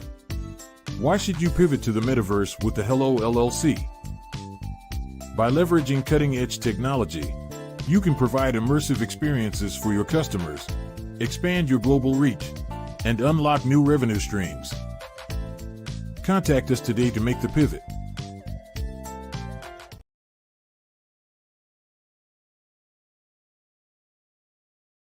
I am from Washington, D.C., but I was raised in Durham, North Carolina. I came to Durham when I was about 5 or 6. And then I travel back and forth to D.C. because it's where my people are from. One of the unique things about my family is my mother, she's also an artist. She does quilting. And she does a lot of artistic things. And then my son, he draws with both hands, his right hand and his left hand like I do. So that's kind of a family trait. And then my other son, he's a videographer. And my daughter, she works, she's a regional vice president for Sunglass Lab. When you start out drawing and sketching, you want to continue to explore, each avenue. I do pastels, I do pen and ink, I do painting, I do acrylics. I haven't done oils yet, but I try to do all facets of art. What I say to a lot of times to people is, you can't put yourself in a box when you're an artist. You have to explore. And over the course of my life, I've tried to explore different mediums. I also do sculpture as well. I choose my subjects by the intensity that they have in their faces or the intensity that somebody is moving, because I do more than portrait drawings. I also do I do abstract, and then I do figurative drawing also. Well, what happened in this particular show is that I started out trying to come up with something that would be a little bit different than what everybody else is doing. So I was working on a Barack Obama show, and they wanted me to do some paintings of Barack. And so what I did was, because of the deadlines, I kind of did it kind of fast. And then I realized when I was doing it fast, I enjoyed it. And so then I started doing other pieces the same way, and I started to enjoy those pieces also. And so I came up with this particular style, and it's a style of lines and colors. And what's interesting is that when I was in college, I did a show called Lines, Colors, and I talked about the boldness of the blacks, the hotness of the whites, and this is how this has come about, later on in my life. And the colors comes from a lot of the entertainers that I work with, where they wear different colors. They don't wear, your plain reds or your whites. They wear different colors, and so that's also another piece of what's giving me the colors. The subtitle of this show is Faces That Speak Life. That's real critical. Faces that speak life. Each one of these pieces is a life source and a life energy that's being put on display for people that are looking at them. I always say in terms of my art, it's not important that I draw them. It's important what you get out of what I draw. I don't try to just draw it because you like it. People wanted me to do prints. I didn't do prints. People asked me to do different people, but the people that I choose are people that make a difference in the lives of people in the world. So the human landscape idea was, again, as I say, the lines represent your emotions, it represents your ideas, and it represents your journey as a human being. And that's why you get the different pieces and the different looks. And as you notice, I try not to do one look that looks alike another look. And that's what's the most important part of this show. Hello, I am Dr. Eric Kelly III, the visionary strategist and founder of the Black Business Olympics. I invite you to showcase your Black-owned businesses on the Black Business Network global stage. The Black Business Olympics is a global Black Business Network platform that propels Black-owned businesses into the international spotlight. By showcasing your business on the Black Business Olympics platform, you can reach a worldwide audience of potential customers, partners, and investors. You can also establish yourself as a thought leader and expert in your field, attract lucrative partnerships, and more speaking engagements. In addition, the Black Business Olympics platform provides a valuable opportunity to connect and collaborate with like-minded entrepreneurs and business professionals from around the world. This can lead to new business opportunities, ideas, and relationships. Finally, by sharing your story and expertise on the Black Business Olympics platform, you can inspire and empower others. This is a powerful way to make a positive impact on the world and leave a lasting legacy. If you are a Black-owned business owner, I encourage you to seize the opportunity to showcase your business on the Black Business Olympics platform. It is a once-in-a-lifetime opportunity to make an indelible mark on the world. Be one of the 1,000 visionary entrepreneurs who are changing students' lives, shaping industries, and leaving an unforgettable legacy for their families. Unleash your voice on our global stage and watch your business thrive. Black Business Olympics is one of the largest Black business showcases in the history of Black business in the world. Yes, the entire world. Just give me a call today at 919-308-9090.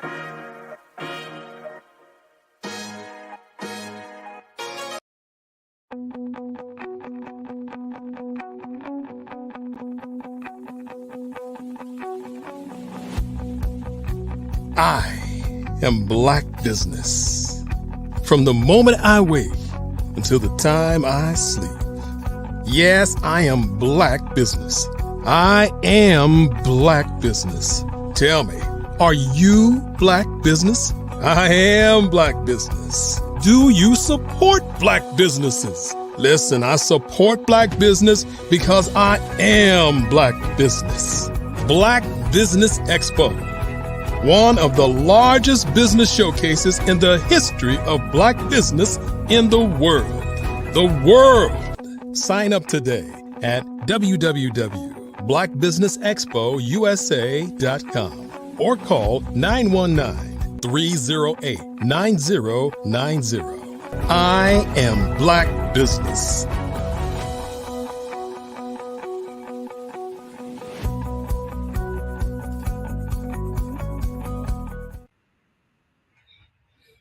Good morning, business owners, entrepreneurs, thought leaders, and corporations.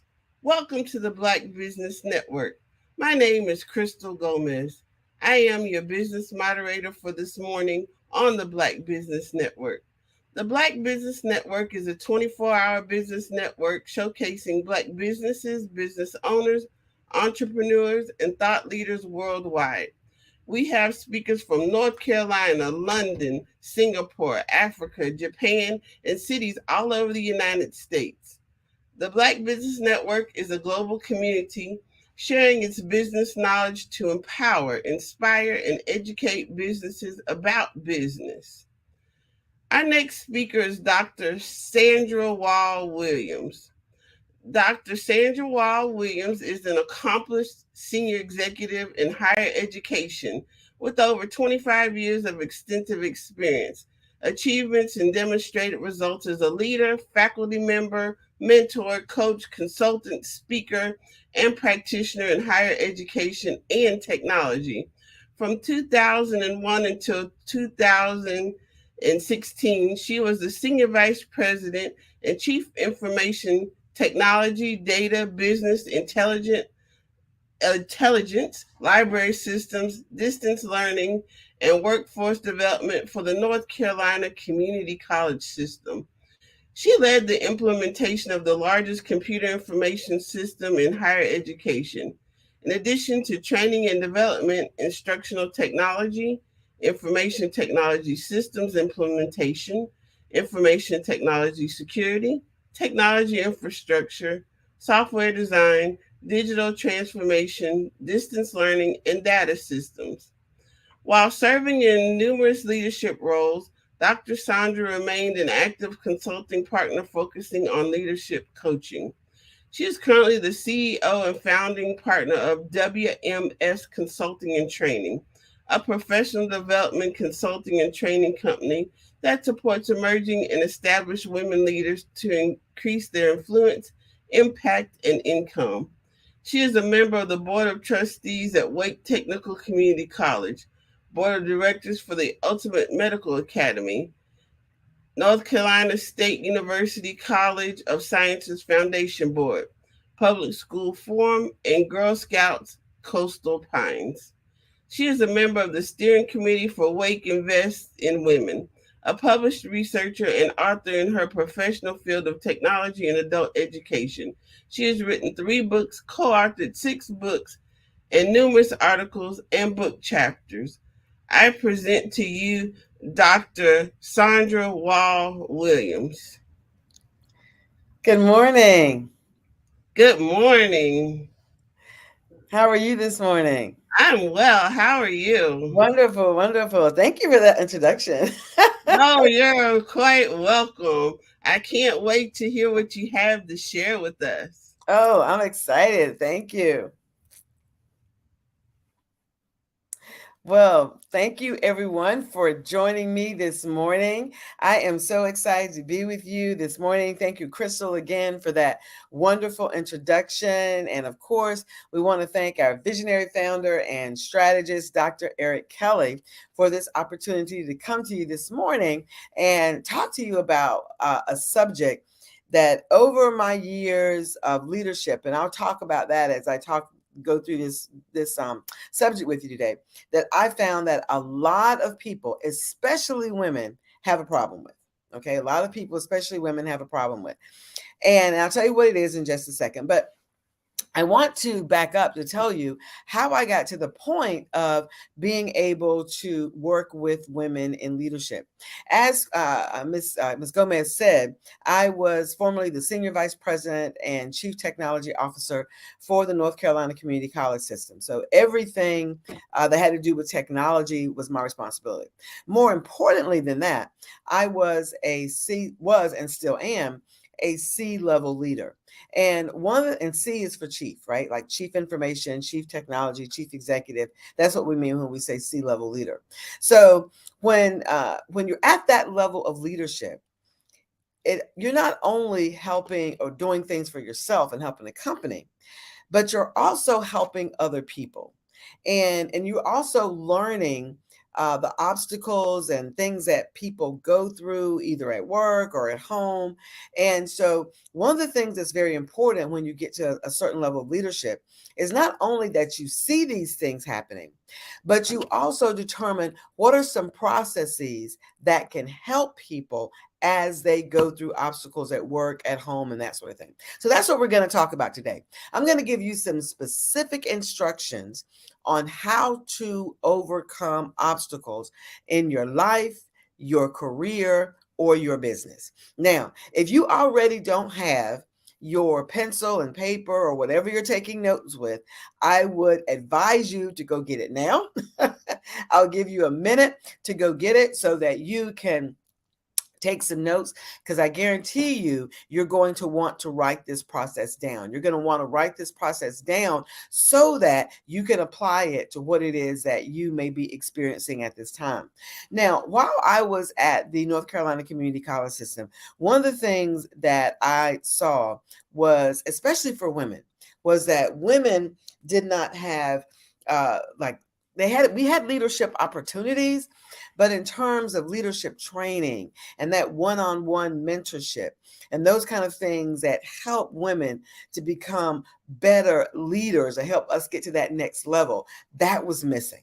That was missing. And because of my position at the time, it was just difficult for me to be able to actually develop that kind of program, especially across 58 colleges. So when I retired in 2016, one of the things I said, I want my company to be able, the company that I created, I want it to be able to support women in leadership. And that support is through coaching, through mentorship, and through training. And I also do a lot of leadership consulting. So when I started the company, like I said, the focus was on women in leadership. And my specifics that I really work with are women in technology leadership. I work with all women in leadership, but I work a lot when I go into corporations, work a lot with women in technology leadership. Now, here's what I want you to remember also about me is that I was at a C level of leadership. And many people think, well, when you get to C level, then you made it. What else is there to do? But I will tell you, after you leave the C level or at the same time, you should be looking for board leadership, because board leadership is different than day to day. And I'm not talking about your nonprofit boards are great. Get on them, okay, because they give you experience. But I'm talking about compensated corporate boards. So that's what I do now. I am on 2 compensated corporate boards for 2 companies, and they actually compensate you for your expertise. That's why it's so important that as a leader, you not only begin to look at how you do your day-to-day work, but you also determine what kinds of things can I add to who I am so that I can make myself more marketable, okay? So that I can do the kinds of things that I need to be able to do for myself whenever I get ready to start a company. Because you see, one of the things that I did while I was still working, and I went through all the permissions, because when you work for state government, you've got to go through the right permissions. So I went through all the right permissions and I started my own company while I was still there. Had nothing to do with what I was doing in state government. It was all about leadership training, leadership coaching and mentorship, right? And so when I started the company, I did that while I was working so that I could see, okay, what kinds of things do I need to add to myself? Okay, what kinds of skills, competencies do I need so that I can be a better person, not only for who I was working for, but also for my own company when I got ready to step out and do that on my own. And so when I did that in 2016, I realized, you know what? I bring a lot to the table, and so do you. But the thing about it is, so many times we don't realize what we bring to the table. Okay, and we'll say that for another session. I think we'll come back in December. Maybe we'll talk about what do I bring to the table, or how do I determine what I bring to the table. Today, what I want to teach you, hopefully by now you have your pencil and your paper. Today, what I want to teach you is how to overcome obstacles. How do I overcome obstacles in my life, obstacles in my career, obstacles in my business? How do I actually overcome that? So as you go into the new year, and we're like what? 31 days out now, because today's the last day of the month. So as you go into the new year, you want to already have this process in place, because obstacles are going to come, right? You're going to have obstacles that are in your life, in your business, in your career. You're going to have these, but you need to know how to handle them. So we're going to do 4 things today. You're going to do one of them. I'm going to do 3. How's that? So first, we're going to identify types of obstacles, because there are different types and you need to know the difference. There are 4 types, and we're going to talk about that. Then, as I am talking about the 4 types of obstacles, what I want you to do is I want you to pick one. Pick an obstacle that you may be dealing with right now, okay? Because I want you to think about that as I begin to teach you the strategies of overcoming obstacles, okay? And then I'm going to give you the 10 steps to overcome your obstacles. I'm going to go through them quickly, so that's why you need your pencil and paper, or if not, make sure you get the replay on this. And then I'm going to show you and give you the steps to elevate yourself as you are overcoming your obstacles, okay? So let's get ready to dive in. First thing, let's talk about types of obstacles. Now, there are 4 types of obstacles. And it's great that you understand and know the differences in these types of obstacles, okay? So first type is external obstacles. Now, these are obstacles that are outside of your control, such as the economy, natural disasters, physical limitations, political climate. These are things that you have absolutely no control over, but they could impact you in some type of way, right? Because, for example, think about it. When we went through COVID, that was outside of anyone's control, but it impacted a lot of people because it impacted our economy. And then people were laid off. People couldn't provide for their families. I mean, and that is a type of obstacle. So we want to make sure that we understand what happened was external to you, but it could have impacted you in some form or fashion. The next type of obstacle is internal obstacle. Now, these internal obstacles are generally issues that you have control over, okay? It's an issue that you have control over, but yet it starts out small, but then can snowball, okay? But the key here is that you have control. For example, debt. Okay, getting in a lot of debt. You've got control over that, right? It may have started out small, but then it grew over time. Cash flow, how much money you have coming in. Your time availability. These are all things that you have control over. The skills and talents that you might have. Okay, the skills, your talents, your competencies. These are things that may be obstacles for you, because you can't get from where you are now to where you want to be, because these obstacles are in the way. Right? But remember, you had control over these. All right. Let's look at the third type of obstacle.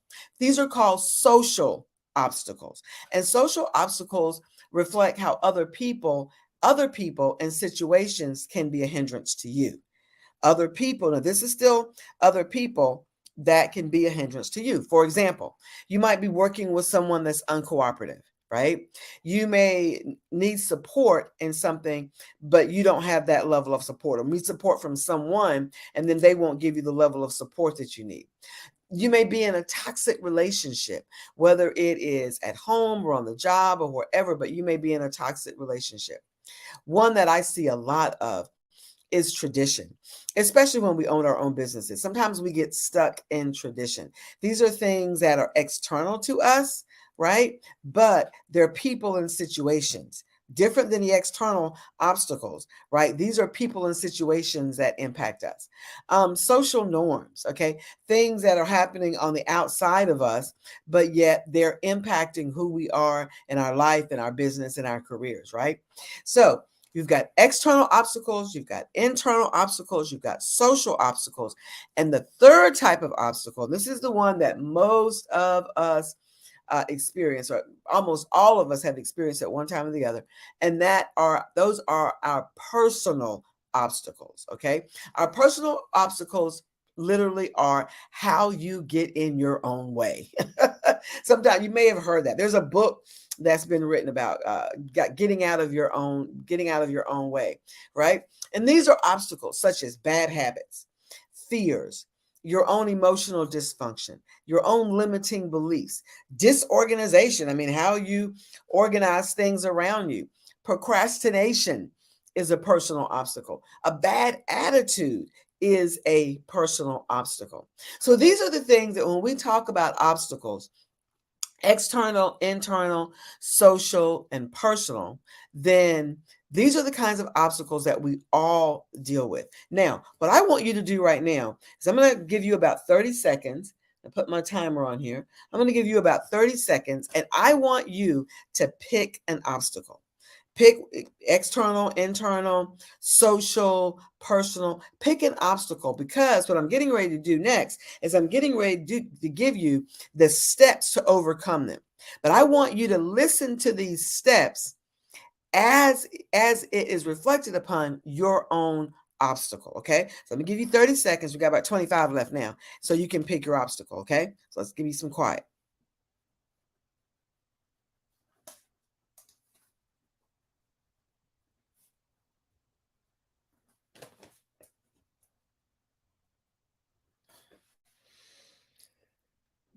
Okay, we got about 10 more seconds.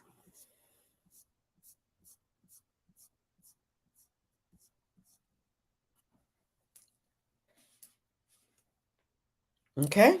All right. So now, hopefully you have your obstacle written down, and it may be more than one, and that's fine. But as I go through these next 10 steps, I'm going to go through them fairly quickly. All right. One of the things that I do in my mentorship and my coaching practice is when I work with groups, we actually sit down and we go through each one of these steps and walk through them one by one. The reason being is as it relates to themselves, right? The reason being is because you need to know how these steps relate to what you're experiencing, right? Not what I'm experiencing, but what you're experiencing. That's why I had you write down your steps. And I actually wrote down one myself, okay? So now, step number one. Step number one is to identify your obstacle. You can't, let me say this very slowly. You cannot fix something that you are not willing to identify. And that's what I had you do. That was the first thing I had you do. I said, identify an obstacle. I said, write it down so that you can think about that obstacle as we go through the steps. So step number one is to identify your obstacle. Now, step number two, and this one takes a little work. Step number two is to adjust your attitude about your obstacle.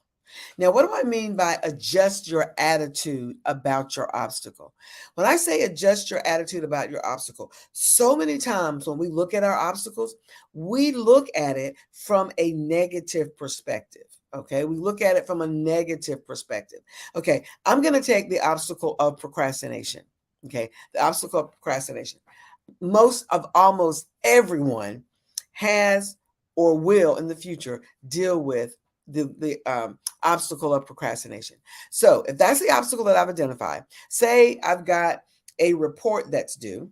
Okay, this is something that I actually dealt with. Okay, not too long ago, had a report that's due on a certain date. Procrastinated a little bit because I thought, oh, it won't take me that long to get it done. But then It's like, oh my goodness, this report is due in like 10 days and I need to get to work. Okay. Now, when we talk about adjusting, as I identify the obstacle. So when we talk about step number 2, adjusting your attitude about the obstacle, what we're looking at here is you can't spend time saying, this is not something I want to do. Okay.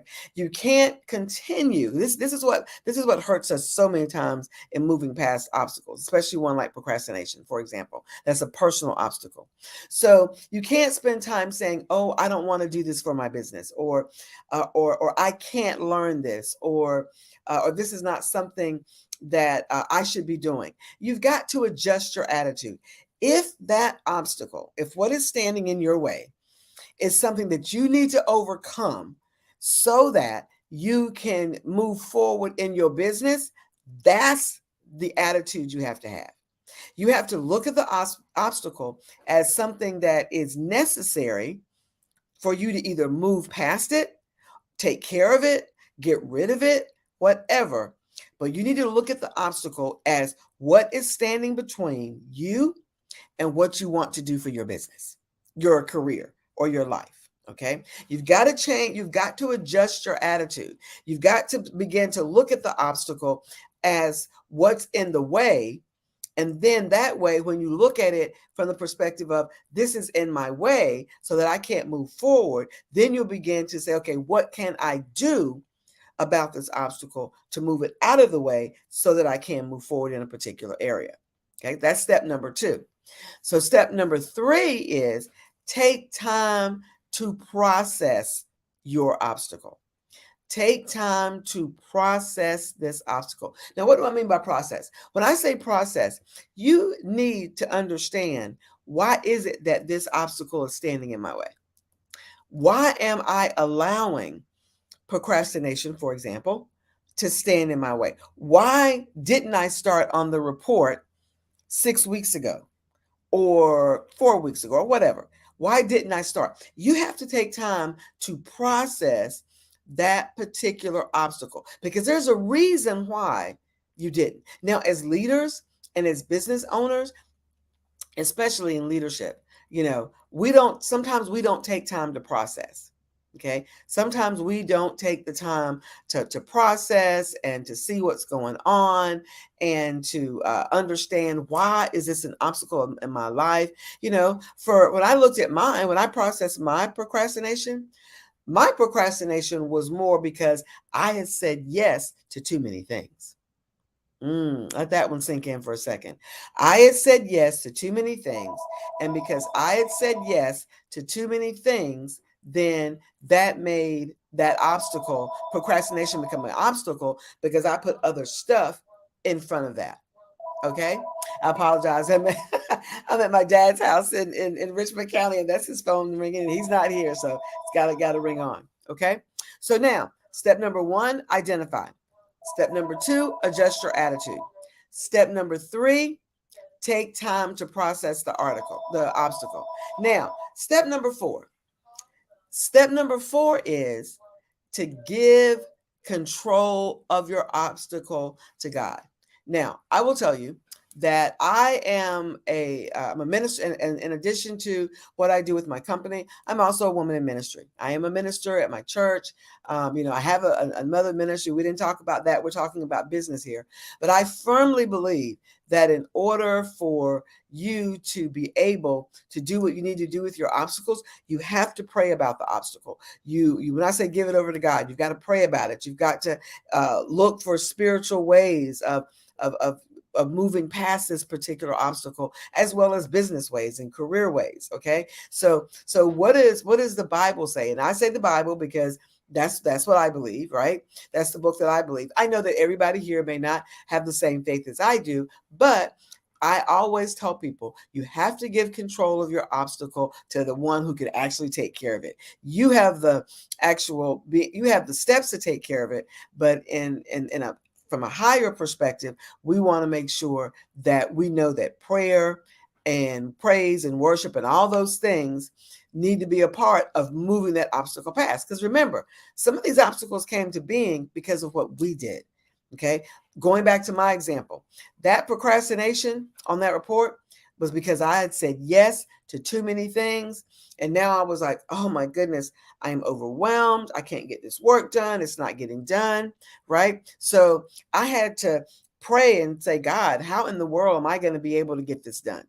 Okay. And I had to go in and adjust some things and that sort of thing. But when you look at your obstacle and you ask yourself, okay, what are some, for example, some Bible verses that can help me, that can encourage me as I'm moving past this obstacle? Okay. What are some affirmations that can help me? All of those things are important. Keep in mind what the step 1, 2, 3, and 4, all 4 of those steps so far have to do with you and your actions. Identify, assess, okay, process, and now give your obstacle to God through prayer and praise and worship. Okay, so now let's move into some action. So the first 4 was about you making some changes. Okay, now let's look at step number 5. Now, once you do all of that, step number 5 in this process is determine what actions you can do to move forward. So what is it that I need to do? So what I needed to do is I needed to readjust my calendar because I had to block out times in my calendar to be able to do the work for the report, right? I had to block out time. I had to make sure that whatever I needed to do, I had the time for. So what did that mean? There were some things some events that I couldn't go to. So I had to make a conscious decision to move past this obstacle of procrastination. And keep in mind, the procrastination was my obstacle. But what was the consequence of that? Having to not be able to go to some events that I wanted to go to. All right. So what kinds of things do you need to do to move past your obstacle? Okay, let's look at another example. Say, for example, there's a particular position that you want on your job, and you don't have the education for it, or it has a specific certification requirement and you don't have that. Then what are the actions you have to take? Well, you got to go, number 1, determine what certifications are necessary. Number 2, determine where do I find these certifications? Where can I take these courses?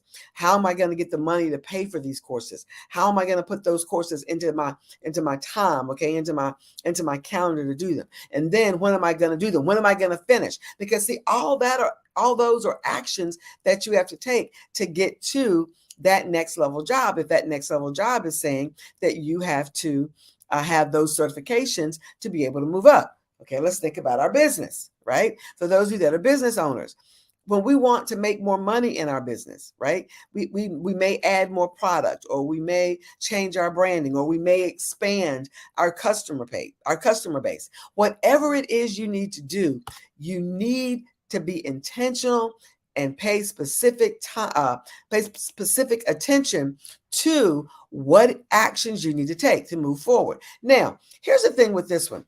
This particular step, determining the actions you need to take to move forward, you may not know all of that. This is when you may have to go out and hire a coach or hire a mentor in that particular area, or hire a consultant that can help you to break down what those actions are, or determine what those actions are. Because in step number 6, what we do is, once we know what actions that you need to move forward past that obstacle, then in step number 6, we're going to break down those actions into small goals, because some of your actions can be huge. Okay, if you've got to go back to school, for example, like using that example, if you have to be able to go back to school, then that's huge. That could change everything in your household. Okay, especially if you're trying to run a business and go to school and take care of your family. All of that could change so many things. So in step number 6, you have to break those actions down into small goals. Okay, so what am I going to do this week to help me move past this obstacle so that I can begin to take action and move to my next level, or whatever you're trying to get to? Okay, for me, what was I going to do with the 4 weeks that I had left? Okay, at the time I had left, what am I going to do to get this report done and get it in on time? Okay, so this is so important, breaking it down. Again, this is something where you may need professional help. I tell my clients all the time is that there are some things about moving forward and moving past obstacles that you can't do by yourself. It's hard to do by yourself. You will need some support and some help. And that's where there are people, the businesses that you hear on the Black Business Olympics, through the Black Business Network. I'm sure there are coaches and mentors like myself or other people that can help walk you through that process. Reach out for help. I cannot tell you how important it is that if you're going to move past obstacles, to grow your business, to move up in your career, to move past things in your life, you're going to have some professional support to get that done. Okay, so let's review the steps really quickly. Step 1 was identify your obstacle. Step number 2, adjust your attitude. Step number 3, take time to process. Step number 4, because of my beliefs, give God control of your obstacle. Step number 5, determine what actions you need to take. And then step number 6, break those actions down into small goals. Okay, so now those were the things that we need to do. Now let's get back to you, because now you've identified what you need to do. You have broken them down in small goals. Now, here's the key. You have to move forward with commitment and intentionality. Okay. If you're not committed to the goals that you did in step number 6, then you're not going to be able to move forward. Okay. Because for you, it's just going to be something on a sheet of paper, something that looked good at the beginning of the year, but you're not committed to doing the work. Let me tell you, moving past obstacles is hard work. Okay. Moving past obstacles is hard work. That's one of the reasons why my company is named WMS. She said WMS Training and Consulting. There's a reason for that, because WMS stands for Work Makes Success. Okay, work makes success. And to be able to do that work, you must move forward with commitment.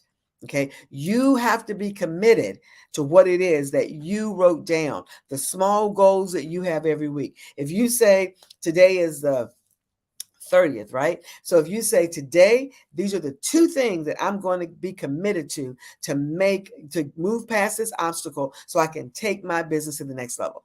Okay. You may want to, I'll give you an example of something that just happened this morning. So I had someone reach out to me this morning. They've been laid off from their job. And this young man reached out to me and asked me to be able to, if I knew of something or could help him, something like that. Right now, thinking about what he did before he even reached out to me, he probably was committed to writing down the names of people that he thought could help him or support him, what he needed from them, and then reach out. Okay. That's a small goal towards overcoming a big obstacle. Okay, see what I mean? When we say break it down, but you got to be committed to do that. You can't say, look at your paper and go, oh, I know I need to reach out to Dr. Sandra, or, oh, I need to reach out to Dr. Kelly, or whomever you're going to reach out to. You can't say, oh, I know I need to do it, and then keep waiting and don't do it. Waiting. Commit to it, get it done. Okay, that's step number 7. Step number 8, maintain strong foundations. When we say maintain strong foundations, this is you've got to get connected to those people who can support you through this. Okay, that can support you overcoming the obstacles. It could be coaches, it could be mentors, it could be consultants, it could be trainers, whoever it is, right? You're here and that you're listening to this particular Black Business Network session and all the other ones. So you're meeting people virtually, right? That you're able to connect with. Connect with us. If you're listening to me, then you should be going over to LinkedIn at some point and connecting with me on LinkedIn, and then sending me something that says, Dr. Sandra, I heard you do that presentation of overcoming obstacles. I heard you do that. Is that something that I can talk to you further about? That's what you should be doing. You've got to maintain strong foundations. Networking is not just going to an event, getting a business card. No, you have to maintain that. I was at an event about a couple of weeks ago, and I just got a text message this morning, as a matter of fact, from a young lady that I met there. And she's inviting me to lunch or coffee or something. We'll figure it out. But networking is getting those strong foundations through network, and then also making sure you continue them. Okay, that is so very important. All right, step number 9. Step number 9, mitigate future risk.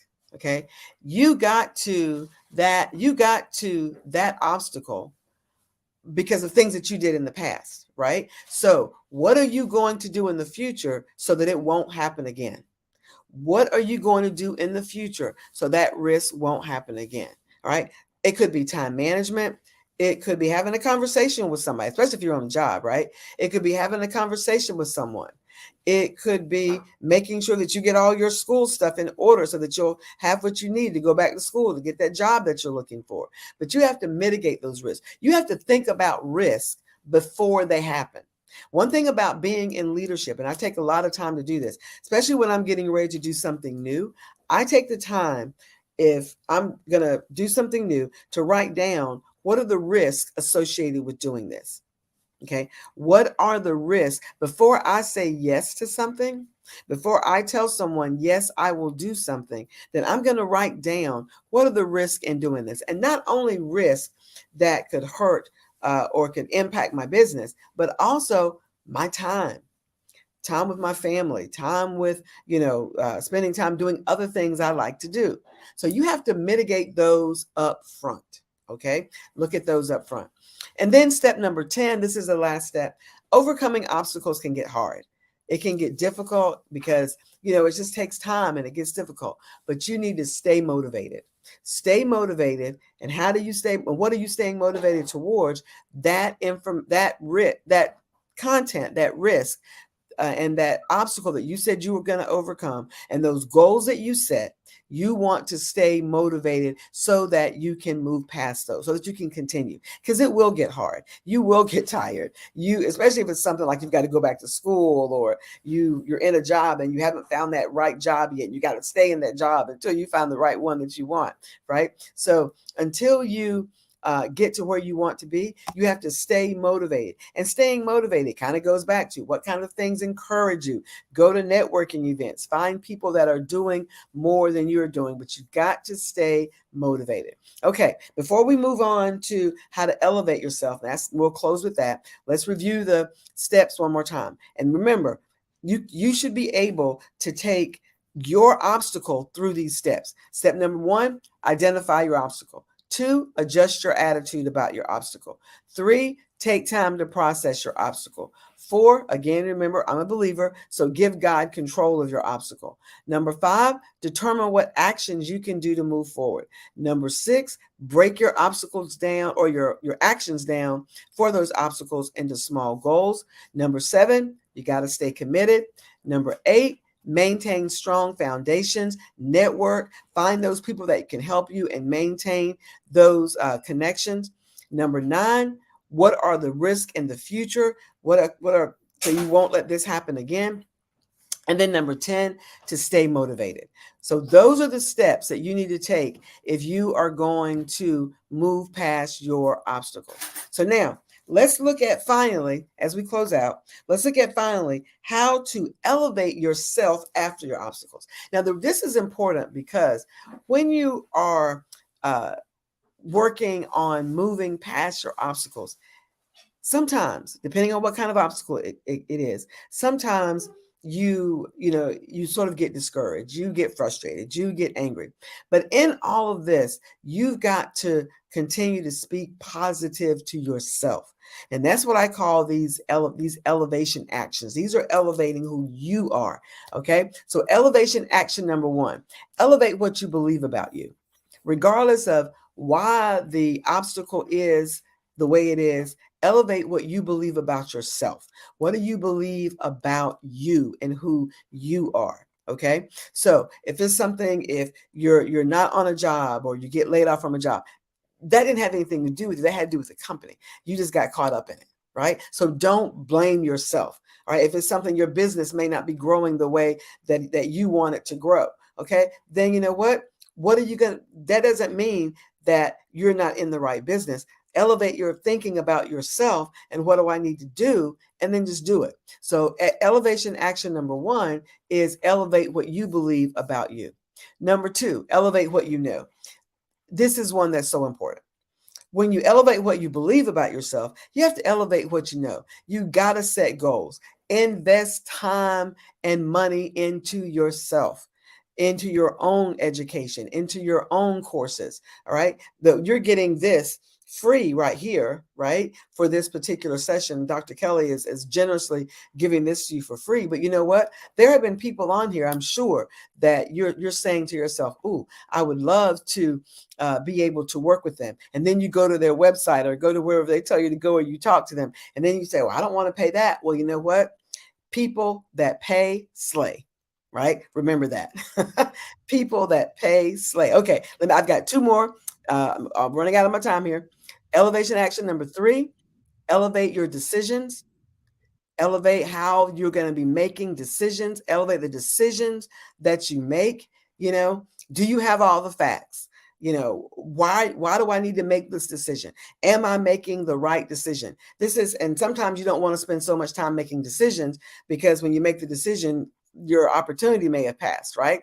One of my mentors told me one time, and I say this all the time, is go ahead and make the decision and then make the decision right. Sometimes you have to make a decision and then go behind that and make the decision right.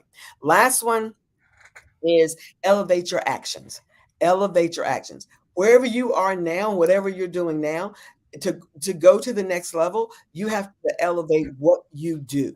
Okay, the kinds of things you do, your attitudes, your actions, your habits, your character, all of those things impact where you are going. The things I do today and the kinds of things I do today aren't the kinds of things I did when I started working 25 years ago. All right. I do things today at a leadership level. I make decisions at a leadership level. What I think about now is different than the way I thought about things years ago. You have to elevate as you elevate yourself, you have to elevate your actions, you have to elevate your decisions, and then you have to elevate your investment in yourself. Okay, I'm out of time, Dr. Crystal. So genius is common. I'll see you on the other side. Yes, thank you so much. And where can we find you?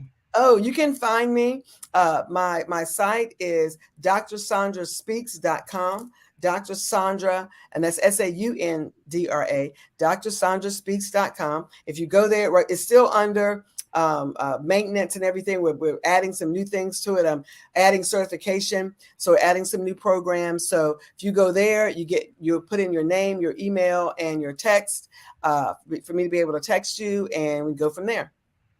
Well, genius is common, and we'll see you on the other side. Thank you. Thank you. Bye-bye. Well, I am Crystal Gomez, and we're getting to the end of our day here. So the Black Business Expo's mission is to raise funds for high school seniors going to college or K-12 entrepreneurs. This expo is a fundraiser for students. You may go to www.blackbusinessexpousa.com to donate to the scholarship fund, or use the Cash App that's on the screen below, $BBXUSA. Our goal is to give laptops and up to $5,000 to 10 students. Students can register online at blackbusinessexpousa.com. Now, every dollar counts, so we want to remind you to donate to the scholarship fund. We want to also thank our Black Business Expo USA sponsors for November 2023. NC100, Moody Capital Partners, Suede Soul, Lotus Richey Coaching and Training, Carolina, Virginia Minority Supplier Development Council, Step Management, 5-Star BDM Media, Barbara H. Smith, LLC, Margie McLean Foundation, Incorporated, Genius is Common, The Hello, LLC, Earth Essentials, Mullane Shania Global, Executive Women's Success Institute, The Quality Coaching Company, Superwoman Business Services, Creative Force Studios, Lee Entertainment, Artistic App Design, Black Business Expo USA. Genius is common, and I'll see you on the other side.